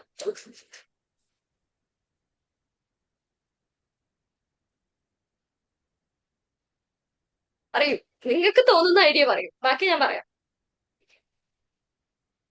ശരിക്കും പറയാൻ ഇതൊരു ബോഡി ഷേമിംഗ് ആണ് മാം. കുട്ടിയുടെ അടുത്ത് ഈ ബോഡി ഷേമിംഗ് ഇതിനെ ശരിക്കും പറയാൻ ആട്രിബ്യൂട്ട് ചെയ്യാണ്. അപ്പം പേരൻസിന് ഒരു സൈക്കോ എഡ്യൂക്കേഷൻ കൊടുക്കണം. സ്കിൻ ടോണിലോ കളർ ടോണിലോ അല്ല നമ്മൾ ജഡ്ജ് ചെയ്യുന്നുണ്ടത്. അത് കുട്ടിയുടെ ഇമോഷണൽ വാലിഡേഷൻ അത് വളരെ ഇമ്പോർട്ടൻ്റ് ആണ്. അത് നീ കാര്യമാക്കണ്ട, അങ്ങനെ ഇങ്ങനെ എന്നൊക്കെ പറയുമ്പോൾ അത് ഹേർട്ട് ചെയ്യും കുട്ടിക്ക്. അങ്ങനെ ഒരു സൈക്കോ എഡ്യൂക്കേഷൻ പേരന്റിന് ആദ്യം കൊടുക്കുക. പിന്നെ സ്കൂളിലെ ടീച്ചേഴ്സുമായിട്ട് കോണ്ടാക്ട് ചെയ്യണം, അത് വളരെ ഒരു ഇമ്പോർട്ടൻ്റ് ആണ്. ക്ലാസ് ടീച്ചറും ആയിട്ടും ഇങ്ങനെ പ്രശ്നം ഉണ്ടെന്നുള്ളത് ആദ്യം സ്കൂൾ അതോറിറ്റി ഇത് അറിയിക്കണം. സ്കൂളിൽ നിന്നാണല്ലോ കിട്ടിയത്, ഫ്രണ്ട്സിൽ നിന്നാണല്ലോ കൂടുതലും കിട്ടിയത്. അപ്പം അവരെ അത് അറിയിക്കുക. പിന്നെ അത് ഉണ്ടാകാതിരിക്കാനുള്ള സിറ്റുവേഷൻസ് ചെയ്യുക. പിന്നെ കുട്ടിക്ക് ഒരു നല്ല അവയർനെസ് കൊടുക്കുക. അത് വെറുതെ നമ്മൾ പറഞ്ഞു മാത്രമുള്ള അവയർനെസ് അല്ല, കുട്ടിയോട് അത് പറഞ്ഞു മനസ്സിലാക്കണം. ബിഹേവിയറിലാണ് മോളെ ഇമ്പോർട്ടൻസ് കൂടുതൽ കൊടുക്കേണ്ടത്. നമ്മൾ അതിന്റെ കളർ അല്ലെങ്കിൽ ഇത് ബോഡി ഷേമിങ് ആനല്ല, കളർ ടോൺ അല്ല, കളർ അങ്ങനെ അവളെ ഒരു സൈക്കോളജിക്കൽ ബിലീഫിലോട്ട് കൊണ്ടുവരണം. അതായത് അവളുടെ സെൽഫ് എസ്റ്റീം ഇംപ്രൂവ് ചെയ്യാനായിട്ടുള്ള രീതിയിലുള്ള ടോക്കായിരിക്കണം കൊടുക്കേണ്ടത്. അങ്ങനെ പിന്നെ അതിന്റെ എന്താ പറയാ ഡെവലപ്മെന്റ്സ് നമ്മൾ മനസ്സിലാക്കുക, എങ്ങനെയുണ്ട് കുട്ടിയുടെ ഓരോ കാര്യത്തിലും. പിന്നെ അവൾക്ക് എങ്ങനെയാണത്, അതനുസരിച്ച് നമ്മൾ പിന്നെ അങ്ങോട്ട് കൗൺസിലിംഗ് കൊടുക്കുക എന്നുള്ളതാണ്. പിന്നെ ഏത് തെറാപ്പിയാ യൂസ് ഇതിനനുസരിച്ചുള്ള ഞാൻ പറയുന്നില്ല. തെറാപ്പി ഡിഫൻസ് CBT എങ്കിൽ CBT. CBT കൊടുക്കാം. ഓക്കെ, വേറെ ആർക്കെങ്കിലും എന്തെങ്കിലും? ആദ്യം കുട്ടി പറഞ്ഞോളൂ. ആദ്യം കുട്ടീനെ വിളിച്ച് നമ്മൾ ഓപ്പൺ ആയിട്ട് നല്ലൊരു സേഫ് പ്ലേസ് ഒരു പ്രൊവൈഡ് ചെയ്ത് നല്ല രീതിയിൽ ഇമോഷൻസ് ഒക്കെ എക്സ്പ്രസ് ചെയ്യുന്ന രീതിയിൽ ഓപ്പൺ ടോക്ക് കുട്ടീനെ നല്ല രീതിയിൽ സംസാരിക്കുക. അതിനുശേഷം അസേർട്ടീവ്, അതായത് കുട്ടി എങ്ങനെ റിയാക്ട് ചെയ്യണം, ഇങ്ങനെ ബുള്ളിങ് നടക്കുമ്പോൾ ഏത് രീതിയിലാണ് കുട്ടി റിയാക്ട് ചെയ്യേണ്ടതെന്ന് ഒരു അസേർട്ടീവ് ട്രെയിനിങ് നമുക്ക് ത്രൂ റോൾ പ്ലേ പഠിപ്പിച്ചു കൊടുക്കാം. പിന്നീട് ഈ പറഞ്ഞ പോലെ കുട്ടിക്ക് അവയർനെസ് കൊടുക്കുക. പിന്നെ ടീച്ചേഴ്സുമായിട്ടും കൊളാബറേറ്റ് ചെയ്ത് we can work on that. എനിക്ക് അങ്ങനെ തോന്നുന്നു. ഓക്കെ, വേറെ ആളും കൂടി മൈക്ക് ഓൺ ആക്കിയാൽ. മാഡം, കുട്ടിക്ക് നമുക്ക് വേണമെങ്കിൽ മോട്ടിവേഷണൽ സ്റ്റോറീസ് ഡാർക്ക് കളേർഡ് ആയിട്ടുള്ളവരുടെ ലൈഫ് സ്റ്റോറീസ് നമുക്ക് വേണമെങ്കിൽ പറഞ്ഞു കൊടുക്കാമല്ലോ അല്ലേ? പിന്നെ വേണമെങ്കിൽ പിന്നെ പാരന്റ്സിനെ എഡ്യൂക്കേറ്റ് ചെയ്യാം, കുട്ടിക്ക് അവയർനെസ് കൊടുക്കാം. കേപ്പബിലിറ്റീസിലാണ് കാര്യം, അല്ലാതെ അപ്പിയറൻസിലല്ല. പിന്നെ പാരന്റ്സ് അത്ര പ്രശ്നമില്ല, സ്കൂളിൽ നിന്നാണ് മെയിൻ ആയിട്ട് ഇഷ്യൂ വരുന്നത്. ടീച്ചേഴ്സിനെയും തന്നെ കാണേണ്ടി വരുമായിരിക്കും. Yes. Jayadevan sir mike on ആക്കിയിട്ടുണ്ടായിരുന്നു 2 പ്രാവശ്യം. പറയൂ. മിസ് പറയാന്നുള്ള കാര്യം എന്ന് പറയുന്നത്, കുട്ടിയുടെ സ്ട്രെങ്തൻ സൈഡ് എന്തൊക്കെയാന്ന് പറഞ്ഞിട്ട് കുട്ടീനെ ഒന്നും കൂടി ആ സൈഡിലൊന്ന് ഡെവലപ്പ് ചെയ്തെടുക്കാൻ ശ്രമിക്കുക. പിന്നെ ഈ പറഞ്ഞ പോലെ എനിക്ക് തോന്നുന്നത് കുട്ടിയോട് തിരിച്ച് തർക്കിക്കാനുള്ള ഒരു ശേഷിയുള്ള കുട്ടിയാണെങ്കിൽ അതിനുവേണ്ടി ശ്രമിക്കാൻ വേണ്ടി പറയാം. ഇത് രണ്ടാണ് എനിക്ക് തോന്നിയത്. ഇപ്പോ ഏതെങ്കിലും ഒരു ഭാഗത്തൊരു ശേഷി ഉണ്ടാവുമല്ലോ, അത് പറഞ്ഞ കുട്ടീനെ കൂടുതൽ ഈ കളറിലല്ല ഇതെന്നുള്ള കുട്ടീനെ ബോധ്യപ്പെടുത്താൻ ശ്രമിക്കാന്നാണ് എനിക്ക് തോന്നിയത്. ഓക്കെ, നമ്മൾ ആദ്യം ഈ നിങ്ങൾ പറഞ്ഞ എല്ലാം ശരിയാണ്. നമുക്ക് ഇതിന്റെ ഒരു അപ്രോച്ച് ഇങ്ങനെ പോകാം. ആദ്യം നമുക്കൊരു സേഫ്റ്റി ആൻഡ് റാപ്പ് ആണ് അല്ലെ ടെക്നിക്ക് എന്നതിനപ്പുറത്തേക്ക് നമുക്ക് മനസ്സിലാവും ഓക്കെ ഇത് വിഷമിപ്പിച്ചു എന്നറിയാം. ഇങ്ങനെ ആർക്കാണെങ്കിലും വിഷമം തോന്നും, എനിക്ക് മനസ്സിലാവുന്നുണ്ട്, മോള് ഇത് ഭയങ്കരമായിട്ട് വിഷമിച്ചു അതുകൊണ്ടാണ് സ്കൂളിൽ പോകാൻ മടി കാണിക്കുന്നത് ഒക്കെ മനസ്സിലാവുന്നു എന്നുള്ള രീതിയിലുള്ള സംസാരങ്ങൾ വെക്കാം. വാലിഡേറ്റ് ചെയ്യാം, വാലിഡ് ആണ് മോളുടെ ഫീലിങ്സ് എനിക്ക് മനസ്സിലാവും, ചെറിയ കാര്യമില്ല. അപ്പൊ എല്ലാവരും പറഞ്ഞാൽ നിങ്ങൾക്ക് കാര്യമാക്കണ്ട എന്നൊക്കെ പറയുമ്പോൾ കുട്ടിക്ക് ഭയങ്കരമായിട്ട് അത് അഫക്ട് ചെയ്യണം. ആരൊക്കെ അങ്ങനെയൊക്കെ പറഞ്ഞാലും ശരിയാണ്, അത് വിഷമം ഉണ്ടാക്കുന്ന സിറ്റുവേഷൻ തന്നെയാണ്, എനിക്ക് മനസ്സിലാവുന്നുണ്ട്, മോളുടെ ഇമോഷൻ വാലിഡ് ആണ് എന്നുള്ളത് നമ്മൾ ആദ്യം പ്രയോറിറ്റി കൊടുക്കുക. സ്കൂളിൽ പോകുന്ന സമയത്ത് എന്താണ് ഫീൽ ചെയ്യുന്നത്, CBT നമ്മൾ കൊടുക്കണം. നെഗറ്റീവ് തോട്ട്സ് ഐഡന്റിഫൈ ചെയ്യണം. എന്നെ കാണാൻ കൊള്ളില്ല എന്നൊക്കെയുള്ള ഒരു ഇതാണ്. കാരണം ഇത് പറഞ്ഞ് പിള്ളേർ കളിയാക്കാൻ പറയുമ്പോൾ കുട്ടീനെ അത് എഫക്ട് ചെയ്യാനായിട്ടൊക്കെ തുടങ്ങി എന്നുള്ളതാണ്. സോ സ്കൂളിലേക്ക് പോകണം എന്ന് പറയുമ്പോൾ ആദ്യം എന്താ മനസ്സിൽ വരുന്നത്, എന്താ ചിന്തിക്കുന്നത് എന്നുള്ള കാര്യങ്ങളൊക്കെ. അപ്പൊ അവന് പറയാം അവരെന്നെ കളിയാക്കും, എന്നെ ഓരോന്ന് പറയും എന്നുള്ളതൊക്കെ. ദെൻ അതിനുശേഷം ശരിക്കും എല്ലാവരും ഇങ്ങനെ തന്നെയാണ്. is it true that everyone laughed at you? അല്ല, വളരെ ഒന്നോ രണ്ടോ സ്റ്റുഡൻസ് ആണ് ശരിക്കും പറഞ്ഞ പ്രശ്നം. ബാക്കിയുള്ള കുട്ടികളൊന്നും കുഴപ്പമില്ല, ഇവർക്ക് നല്ല ഫ്രണ്ട്സ് ഒക്കെ ഉണ്ട് അവിടെ, അവരൊന്നും ഇവിടെ കളിയാക്കുന്നില്ല. സോ നമ്മൾ എവിഡൻസ് ബേസ്ഡ് ആയിട്ട് നോക്കാം. നമുക്ക് ഒന്നോ രണ്ടോ പേരാണ് പറയുന്നത്, ബാക്കി ആരും പറയുന്നില്ല. ആ ഒരു ബാലൻസ് അവിടെ നമുക്ക് കൊണ്ടുവരാൻ പറ്റും, കോഗ്നിറ്റീവ് റീസ്ട്രക്ചറിങ് അവിടെ കൊണ്ടുവരാൻ പറ്റും. പിന്നെ ഈ പറഞ്ഞ പോലെ തന്നെ കോപ്പിംഗ് സ്കിൽസ്, ടെൻഷൻ വരുമ്പോൾ ഗ്രൗണ്ടിങ് ടെക്നിക്കിൽ പഠിപ്പിക്കാം, assertive training, self confidence role പ്ലേയിലൂടെ പഠിപ്പിക്കാം എന്നുള്ളതാണ്. ഇമോഷൻസ് കൺട്രോൾ ചെയ്ത് പതുക്കെ നമ്മൾ അസേർട്ടീവ് ആയിട്ട് നോ പറയുന്നിടത്ത് ഒരുപാട് പറഞ്ഞാൽ കുട്ടിക്ക് പറയാല്ല, ഇവിടെ കംപ്ലൈന്റ് ചെയ്തിട്ടില്ല ടീച്ചേഴ്സിന്റെ അടുത്ത് ഇതുവരെ, അതുകൊണ്ട് ടീച്ചേഴ്സ് ഇതൊന്നും അറിയുന്നില്ല. അപ്പൊ കംപ്ലൈന്റ് ചെയ്യാ, അവിടെ പോയിട്ട് ഇനിഷ്യേറ്റീവ് എടുക്കാന്നുള്ളത് ഇമ്പോർട്ടന്റ് ആണ്. ഇവിടെ വീട്ടിൽ പറഞ്ഞു, വീട്ടുകാരെ കാര്യമാക്കണ പറഞ്ഞു, കുട്ടി ഇതിങ്ങനെ മനസ്സിലിട്ടുകൊണ്ട് നടന്നു എന്നുള്ളതാണ്. അപ്പൊ ഇത് ടീച്ചേഴ്സിനെ അറിയിക്കുക എന്നുള്ളൊരു ഇതുണ്ടല്ലോ. സോ ഇവന് ചെയ്താൽ എന്ത് ചെയ്യാൻ പറ്റും, റിയാലിറ്റിയിലോട്ട് വരാനല്ല, പ്രാക്ടിക്കൽ ആയിട്ടുള്ള വഴികളെ നോക്കുക എന്നുള്ളതാണ്. അവരെ അടിക്കാനോ തിരുത്താനോ നമുക്ക് പറ്റില്ല. സോ നമുക്ക് എന്ത് ചെയ്യാൻ പറ്റും, കോപ്പപ്പ് ചെയ്യാൻ പറ്റും, ഗ്രൗണ്ടിങ് ടെക്നിക്ക് ചെയ്യാം, അസേർട്ടീവ് ആയിട്ട് റിയാക്ട് ചെയ്യാം. ഇനി എന്തെങ്കിലും ഉണ്ടായാലും ഞാൻ കംപ്ലൈന്റ് ചെയ്യും. അങ്ങനെ ഒരു റിയാക്ഷൻ, ഇവൾ കംപ്ലൈന്റ് ചെയ്യാത്തതുകൊണ്ടാണ് അവർ വീണ്ടും വീണ്ടും ഇത് ചെയ്തുകൊണ്ടിരിക്കുന്നത്. സോ അവിടെ കംപ്ലൈന്റ് ചെയ്ത് എന്തായാലും നിൽക്കും, ടീച്ചേഴ്സ് ഇടപെടും. കാരണം പ്രൈവറ്റ് സ്കൂളാണ്, അവർക്ക് അവരുടെ റെപ്യൂട്ടേഷൻ ഇമ്പോർട്ടന്റ് ആണല്ലോ. സോ ഇമോഷൻ റെഗുലേഷൻ ടെക്നിക്കുകൾ, ഈ ഗ്രൗണ്ടിങ് ടെക്നിക്ക് കാര്യങ്ങളൊക്കെ ഒരു സമാധാനത്തിൽ പറയാം. സ്കൂൾ എക്സ്പീരിയൻസ്, സ്കൂൾ എൻവയോൺമെന്റ്, ശരി ഒറ്റയടിക്ക് ഇപ്പൊ കുറെ ദിവസം പോകാൻ പറ്റുന്നില്ലെങ്കിൽ ആദ്യം ഒരു ദിവസം പോയിട്ട് വരും, ടീച്ചേഴ്സിനോട് കമ്മ്യൂണിക്കേറ്റ് ചെയ്ത്, പ്രിൻസിപ്പളിനോട് കമ്മ്യൂണിക്കേറ്റ് ചെയ്ത്, നിങ്ങൾക്ക് ഇപ്പൊ തീരെ സ്കൂളിൽ പോകുന്നില്ല കുറെ നാളായിട്ട്, അപ്പൊ ആദ്യം പോകും, ഒരു ദിവസം പോയിട്ട് ഒരു ഉച്ചവരെയെങ്കിലും ഇരുന്നിട്ട് തിരിച്ചു വരും. പറ്റുന്ന ദിവസങ്ങളിൽ മാക്സിമം ഒരു 5 ദിവസം ക്ലാസ്സിലാണെങ്കിൽ 3 ദിവസമെങ്കിലും പോകാൻ ശ്രമിക്കും ഈ വീക്ക്. അങ്ങനെ പതിയെ പതിയെ ഒരു 2-3 വീക്സ് ആകുമ്പോഴേക്കും കുട്ടി ഫുൾ കംപ്ലീറ്റ് അറ്റൻഡൻസിലേക്ക് തിരിച്ചു പോകുന്ന രീതിയിൽ പ്ലാൻ ചെയ്യുക എന്നുള്ളതാണ്. ആ ഒരു സമയം കൊടുക്കണം. നമുക്ക് പെട്ടെന്ന് നാളെ തൊട്ട് എല്ലാ ദിവസവും ക്ലാസ്സിൽ പോകണമെന്ന് പറഞ്ഞാൽ അത് അത്ര പോസിബിൾ ആയിരിക്കില്ല.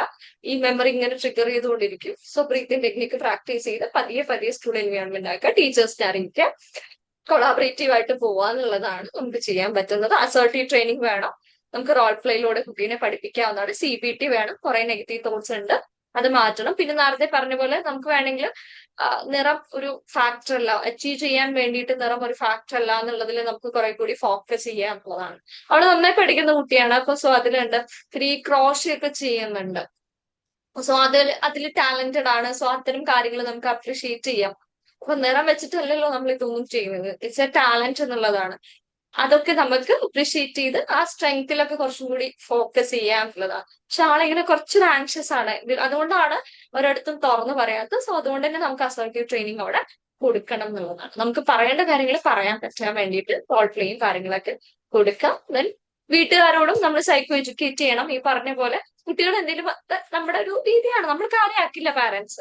നമ്മുടെ നാട്ടിൽ പൊതുവെ ഒതുക്കെ നിസാരം എന്നുള്ള രീതിയിൽ വിട്ടുകളയാനാണ് പറയാ. സോ കുട്ടികളുടെ ഇമോഷനെ വാലിഡേറ്റ് ചെയ്യണം, ടീച്ചേഴ്സായിട്ട് ഇത് കോണ്ടാക്ട് ചെയ്ത് സംസാരിക്കുക എന്നുള്ള ഉത്തരവാദിത്തമൊക്കെ പാരന്റ്സ് ഏറ്റെടുക്കണം. അതില് കുട്ടിക്ക് ആദ്യം വീട്ടുകാർ മനസ്സിലാക്കണമെന്ന് തോന്നണം, എന്നാലേ അതിൽ മാറ്റം വരൂ. അപ്പൊ ആ ഒരു സ്പേസ് ഉണ്ടാക്കി എടുക്കാനായിട്ട് വീട്ടുകാരെയും സൈക്കോ എഡ്യൂക്കേറ്റ് ചെയ്യേണ്ടതാണ്. CBT കൊടുക്കാം, വർക്ക് ഷീറ്റ്സ് കൊടുക്കാം, നമ്മുടെ മുന്നിൽ കോഗ്നിറ്റീവ് റീസ്ട്രക്ചറിങ് ചെയ്യാം, അത് മറക്കരുത്. ദെൻ സെൽഫ് ഹാം വരുന്ന ഒരു കേസാണ്. സ്കൂൾ കൗൺസിലർ വഴിയാണ് പുറത്തേക്ക്, സ്കൂളിൽ ഇങ്ങനെ ഇവർക്ക് ക്ലാസ്സുകൾ ഉണ്ടല്ലോ, അപ്പൊ അങ്ങനെ വഴി ടീച്ചർ ഒരിക്കൽ നോട്ടീസ് ചെയ്തു കുട്ടിയുടെ കയ്യിൽ ഇങ്ങനെ റിസ്റ്റിൽ നോട്ട് എന്തോ ചെക്ക് ചെയ്യുന്ന സമയത്തോ മറ്റേ കയ്യിൽ ഇങ്ങനെ മുറിവ് കണ്ടു. അപ്പൊ ചോദിച്ച സമയത്ത് അത് അറിയാതെ പറ്റിയാൽ മതി, പക്ഷെ നമുക്കറിയാലോ ഇങ്ങനെ അറിയാതെ ഇങ്ങനെ കണ്ടിന്യൂസ് ആയിട്ടുള്ള വരകൾ കയ്യിൽ വരില്ലല്ലോ. അപ്പോ പതുക്കെ അവിടെ കൗൺസിലർ അടുത്തേക്ക് പോയി, അവിടുന്ന് പിന്നെ റെഫർ ചെയ്ത് വിടുകയാണ് ചെയ്തത്. ഇവിടെ സംസാരിച്ച സമയത്താ മനസ്സിലായത് റീസെന്റ് ഇവരുടെ വീട്ടില് എന്താണ് ആർഗ്യുമെന്റ്സും കാര്യങ്ങളും ഒക്കെ ഉണ്ടായിരുന്നു. ഡിവോഴ്സിന് മുന്നേ അച്ഛനമ്മ ഡിവോഴ്സ്ഡ് ആണ് പാരന്റ്സ്. ഇവർ തമ്മിൽ പലപ്പോഴും ആർഗ്യുമെന്റ്സ് ഉണ്ടായിരുന്നു. അവർക്ക് മുഴുവനായിട്ട് റീസൺസ് ഒന്നും അറിയില്ല, പക്ഷെ ഇപ്പോഴും എന്തൊക്കെയൊക്കെയോ ആർഗ്യുമെന്റ്സ് ആണ്. ഇപ്പൊ അമ്മയുടെ കൂടെയാണ് കുട്ടി വളരുന്നത്. സോ ഒരു അബാൻഡൻമെന്റ് ഫീൽ ആണ്. കാരണം അച്ഛനും അമ്മയും അവരുടെ കോൺഫ്ലിക്റ്റിന്റെ പുറകെയായിട്ട് അവൾക്കൊരു സപ്പോർട്ട് കിട്ടിയിട്ടില്ല. ഇപ്പൊ അച്ഛൻ മുഴുവനായിട്ടും എന്നെ ഉപേക്ഷിച്ചു പോയി, എനിക്കൊരു ഇത് ഇല്ല എന്നുള്ളൊരു സംഭവം ആ കുട്ടിക്ക് ഫീൽ ചെയ്യാൻ തുടങ്ങിയിട്ടുണ്ട്. സോ അവൾക്ക് ഇങ്ങനെ സ്ട്രെസ് വരുമ്പോ ടെൻഷൻ വരുമ്പോ ഒക്കെ എന്ത് ചെയ്യുന്നത്, ഈ മുറിക്കാം കയ്യോ അല്ലെങ്കിൽ ശരീരത്തിന്റെ ആരെങ്കിലും കാണാത്ത ഭാഗത്തോ ഒക്കെ ഇങ്ങനെ മുറികളാക്കി വെക്കുക എന്നുള്ളതാണ് ആൻസൈറ്റി കുറയ്ക്കാനായിട്ട് ചെയ്യുന്നത്. ദെൻ ഇമോഷനായിട്ട് ഭയങ്കര എക്സ്പ്രസ് ചെയ്യുന്നൊന്നുമില്ല. എന്ത് കാര്യം പറഞ്ഞാലും കരയേ ചിരിക്കേ ഒന്നുമില്ല, നമ്പായിട്ടുള്ള ഫീലിംഗിലാണ് സംസാരിക്കുന്നത് നോക്കായിട്ട്. ക്ലാസ്സിലാണെങ്കിലും ആകെ ഇങ്ങനെ ബ്ലാങ്ക് ഔട്ട് ആയ പോലെ ഇരിക്കുക, ഒരു എംപ്റ്റിനെസ് ഉണ്ടാവുക, ഫ്രണ്ട്സിനോടൊന്നും വലിയ സംസാരമില്ല. സ്കൂളിലും മാർക്സ് ഡൗൺ ആവുന്നുണ്ട്, കോൺസെൻട്രേഷൻ ഇല്ല. ചില സമയത്ത് വീട്ടിൽ ചെറിയ കാര്യം പറയുമ്പോഴേക്കും കുട്ടിക്ക് അറിയാനും ചിലപ്പോൾ ഇറിറ്റേറ്റഡ് ആവാനും ദേഷ്യപ്പെട്ട് പോയി വാതിലടച്ചിരിക്കാനും ഒക്കെ സ്റ്റാർട്ട് ചെയ്ത് അങ്ങനത്തെ മൂഡ് ചേഞ്ചസും ഇഷ്യൂസ് ഒക്കെ ഉണ്ടായി എന്നുള്ളതാണ്. അപ്പൊ എംപ്റ്റി ആയിട്ട് ഫീൽ ചെയ്യുന്ന സമയത്ത് അവൾ എന്താണ് പോകുന്നത്, സെൽഫ് ഹാർമിങ്. ഇതൊരു BPD സ്റ്റാർട്ടിംഗ് ആണ് കേട്ടോ. ഇവിടുന്ന് മാനേജ് ചെയ്തില്ലെങ്കിൽ കുട്ടിയുടെ പേഴ്സണാലിറ്റി ബോർഡർ ലൈൻ ആയിട്ട് മാറും.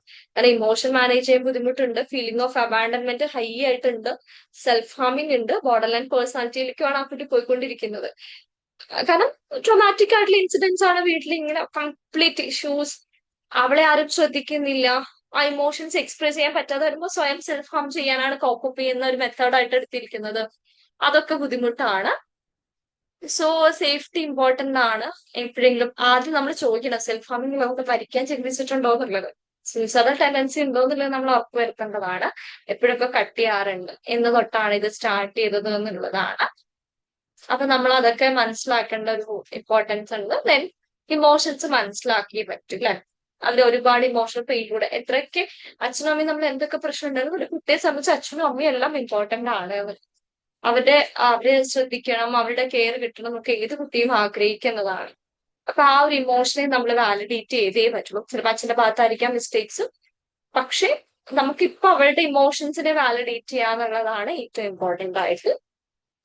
അതേപോലെ എപ്പോഴാണ് ഈ അർജ് ഉണ്ടാവുന്നത്, ഈ ഫീലിംഗ് വരുമ്പോ എങ്ങനെയാ മനസ്സിലാക്കാൻ പറ്റുന്നത്, ഈ സമയത്ത് എന്തൊക്കെ തോട്ട്സ് ആണ് പോകുന്നത്, ആ ഒരു ട്രിഗറിങ് പോയിന്റ്സ് ഒക്കെ നമുക്ക് മനസ്സിലാക്കാം. മേ ബി ആർഗ്യുമെന്റ്സ് ആവാം, ഒറ്റയ്ക്ക് തോന്നുന്നതായിരിക്കാം, സ്കൂളിൽ സ്ട്രെസ് വരുമ്പോഴായിരിക്കും, ഫാദർ മുഴുവനായിട്ട് വിഷു പോകുന്നുള്ള പേടി, ഇങ്ങനെയുള്ള കുറെ കാര്യങ്ങളൊക്കെയാണ് ഈ പറഞ്ഞ സെൽഫ് ഹാമിലേക്ക് കൊണ്ടെത്തിക്കുന്നത്. അതിന് പകരമുള്ള ഓൾട്ടർനേറ്റീവ് വഴികൾ പറഞ്ഞു കൊടുക്കുക. ആദ്യം നമ്മൾ ചെയ്യേണ്ട കാര്യം എന്താണ്, ഓൾട്ടർനേറ്റീവ് ആയിട്ടുള്ള കോപ്പിംഗ് സ്ട്രാറ്റജീസ് നമ്മൾ കൊണ്ടുവരിക എന്നുള്ളതാണ്. അത് നേരത്തെ പറഞ്ഞാല് നമ്മുടെ ഗ്രൗണ്ടിങ് ടെക്നിക്ക്, ബ്രീത്തിങ് ടെക്നിക്സ് കൊടുക്കാം, ഇമോഷൻസ് വരയ്ക്കാൻ പറയാം, ജേർണലിംഗ് സ്റ്റാർട്ട് ചെയ്യാൻ പറയാം. അല്ലെങ്കിൽ നമ്മൾ പറയാം ഭയങ്കര സ്ട്രെസ് ആകുമ്പോൾ തണുത്ത വെള്ളം എടുത്ത് മുഖം കഴുകിയോ അല്ലെങ്കിൽ ഒരു ഐസ് ക്യൂബ് കയ്യിൽ അമർത്തി പിടിക്കുകയോ അങ്ങനെ എന്തെങ്കിലും ചെയ്യാം, ഹാം ചെയ്യുന്നതിന് പകരം. സ്കൂളിലാണെങ്കിൽ ഐസ് ക്യൂബ് കിട്ടില്ല, അപ്പൊ നമുക്ക് ജസ്റ്റ് ഒന്ന് ഫീസ് വാഷ് ചെയ്യാനായിട്ടൊക്കെ പറയാവുന്നതാണ്. അല്ലെങ്കിൽ വളരെ ട്രസ്റ്റഡ് ആയിട്ടുള്ള ആരോടെങ്കിലും തുറന്നു പറയുക, ആക്ടിവിറ്റീസ് താല്പര്യമുണ്ടെങ്കിൽ അതിലേക്ക് കൊടുക്കുക. ഇതെല്ലാം കൂടി ചെയ്യണമെന്നില്ല, ഞാൻ എല്ലാ വഴികളും എഴുതിയത് മാത്രം. അപ്പോ അങ്ങനത്തെ ബെറ്റർ ആയിട്ട് ചെയ്യുന്ന കാര്യങ്ങൾ, അവർക്ക് വർക്ക് ചെയ്യുന്ന കാര്യങ്ങളില കൂടുതൽ ഫോക്കസ് ചെയ്യാന്ന്, സെൽഫ് ഹാം സ്റ്റോപ്പ് ചെയ്യിക്കുക എന്നുള്ളതാണ്. ദെൻ എപ്പോഴാണ് തോന്നുന്നത്, എന്തൊക്കെ അർജൻസ് ആണ്, ഒരു ലിസ്റ്റ് ഉണ്ടാക്കുക. ഏതൊക്കെ മൊമെന്റിലാണ് സെൽഫ് ഹാം ചെയ്യാൻ തോന്നുന്നത്, ഈ മൊമെന്റിൽ സെൽഫ് ഹാമിന് പകരം എന്ത് ചെയ്യാൻ പറ്റും, സ്കൂളിലാണെങ്കിൽ എന്ത് ചെയ്യാൻ പറ്റും, വീട്ടിലാണെങ്കിൽ എന്ത് ചെയ്യാൻ പറ്റും എന്നൊക്കെ ഡിസ്കസ് ചെയ്ത് കുട്ടിക്ക് കംഫർട്ടബിൾ ആയിട്ടുള്ള കോപ്പിംഗ് സ്ട്രാറ്റജീസ് എടുക്കണം.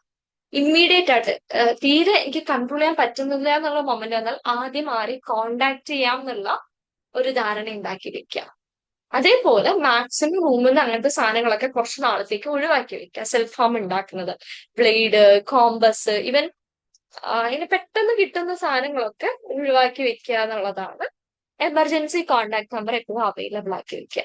കാരണം ഈ കുട്ടികള് സെൽഫ് ഹാം ചെയ്യുന്ന ഒരു പ്രശ്നം എന്താ വെച്ചാൽ അവരത്ര ഡീപ്പ് കട്ടിലേക്ക് പോവില്ല, പക്ഷെ മനുഷ്യനല്ലേ അറിയാതെ ഇങ്ങനെ കൈ തട്ടി പല വെയിലും കൊണ്ടു കഴിഞ്ഞാല് ഡീപ്പ് കട്ട് വന്നു കഴിഞ്ഞാല് അത് പ്രശ്നമാണ്.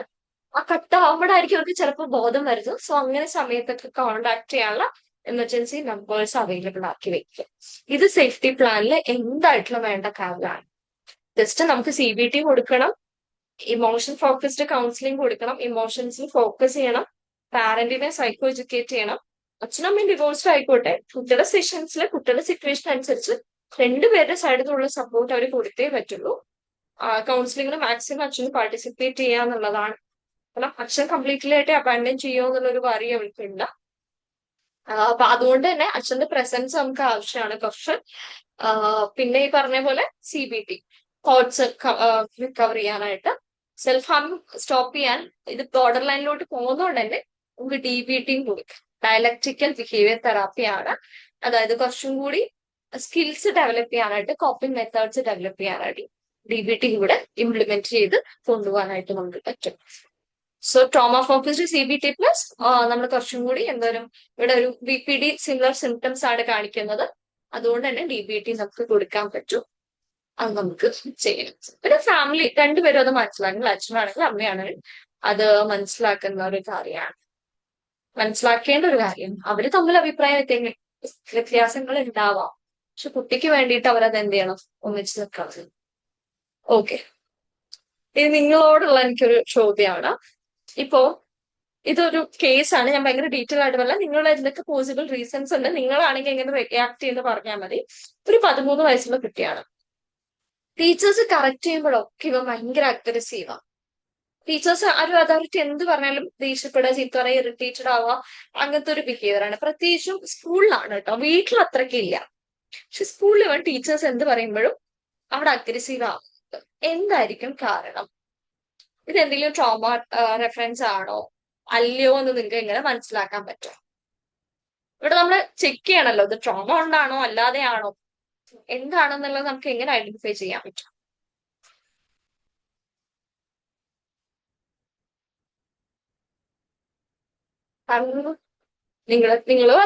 ഇതാണ് മെയിൻ കംപ്ലൈന്റ്. വീട്ടിലാവാൻ വലിയ ഇഷ്യൂസ് ഉണ്ടാക്കുന്നില്ല, പക്ഷെ സ്കൂളിലാവാൻ ഭയങ്കര പ്രശ്നമാണ്, ടീച്ചേഴ്സിന്റെ അടുത്ത് പ്രത്യേകിച്ച്. അതിന്റെ റൂട്ട് കോസ് എന്താണെന്ന് കണ്ടുപിടിക്കണം. അപ്പൊ സ്കൂളുമായിട്ട് റിലേറ്റ് ചെയ്തുള്ള എന്തെങ്കിലും പ്രോബ്ലം ആയിരിക്കും അവിടെ മെയിൻ ആയിട്ട് ഫോക്കസ് ചെയ്ത് നിൽക്കുന്നത്. ഒന്നുകിൽ അവനെ ഇറിറ്റേറ്റ് ചെയ്യുന്ന എന്തെങ്കിലും ഒരു ഇൻസിഡന്റ് ആ സ്കൂളിൽ ഉണ്ടായിട്ടുണ്ടാവും, അല്ലെങ്കിൽ ഏതെങ്കിലും ടീച്ചേഴ്സിന്റെ ഭാഗത്തു നിന്നുള്ള എന്തെങ്കിലും മിസ്റ്റേക്സ് ആയിരിക്കാം. ഐ മീൻ അവനെ മെന്റൽ ഹരാസ്മെന്റോ എന്തെങ്കിലും ആയിരിക്കാം, അല്ലെ അല്ലെ ആ സ്കൂളിൽ അവന് ഇഷ്ടപ്പെടാത്ത സബ്ജക്റ്റുകൾ കാണാം, അല്ലെങ്കിൽ എന്തെങ്കിലും ബുള്ളിങ് ആകും. എന്തായാലും മെയിൻലി അത് സ്കൂളിനെ റിലേറ്റ് ചെയ്തതായിരിക്കുമെന്ന് തോന്നുന്ന. നമ്മൾക്ക് ഡിഫറൻഷിയേറ്റ് ചെയ്യണമെങ്കിൽ നമ്മൾ എന്ത് ചെയ്യണം? ആരെങ്കിലും വേറെ ആള് പറയാവോ? അതായത് ഇപ്പൊ ഇതൊക്കെ കാരണങ്ങളായിരിക്കാന്ന് പറഞ്ഞു, പോസിബിൾ റീസൺസ് പറഞ്ഞു. നിങ്ങൾ എങ്ങനെയാണ് ഡിഫറൻഷിയേറ്റ് ചെയ്ത് ട്രോമ കൊണ്ട് ഉണ്ടായതാണോ ഈ ബിഹേവിയർ, അത് വേറെ എന്തെങ്കിലും കാരണമാണോ നിങ്ങൾക്ക് എങ്ങനെ ഡിഫറൻഷിയേറ്റ് ചെയ്യാൻ പറ്റും? ലേണിംഗ് ഡിസബിലിറ്റി ഉണ്ടോ എന്ന് ചെക്ക് ചെയ്തിട്ട് അതുമായിട്ട് റിലേറ്റഡ് ആണോ, അല്ലെങ്കിൽ ഹിസ്റ്ററി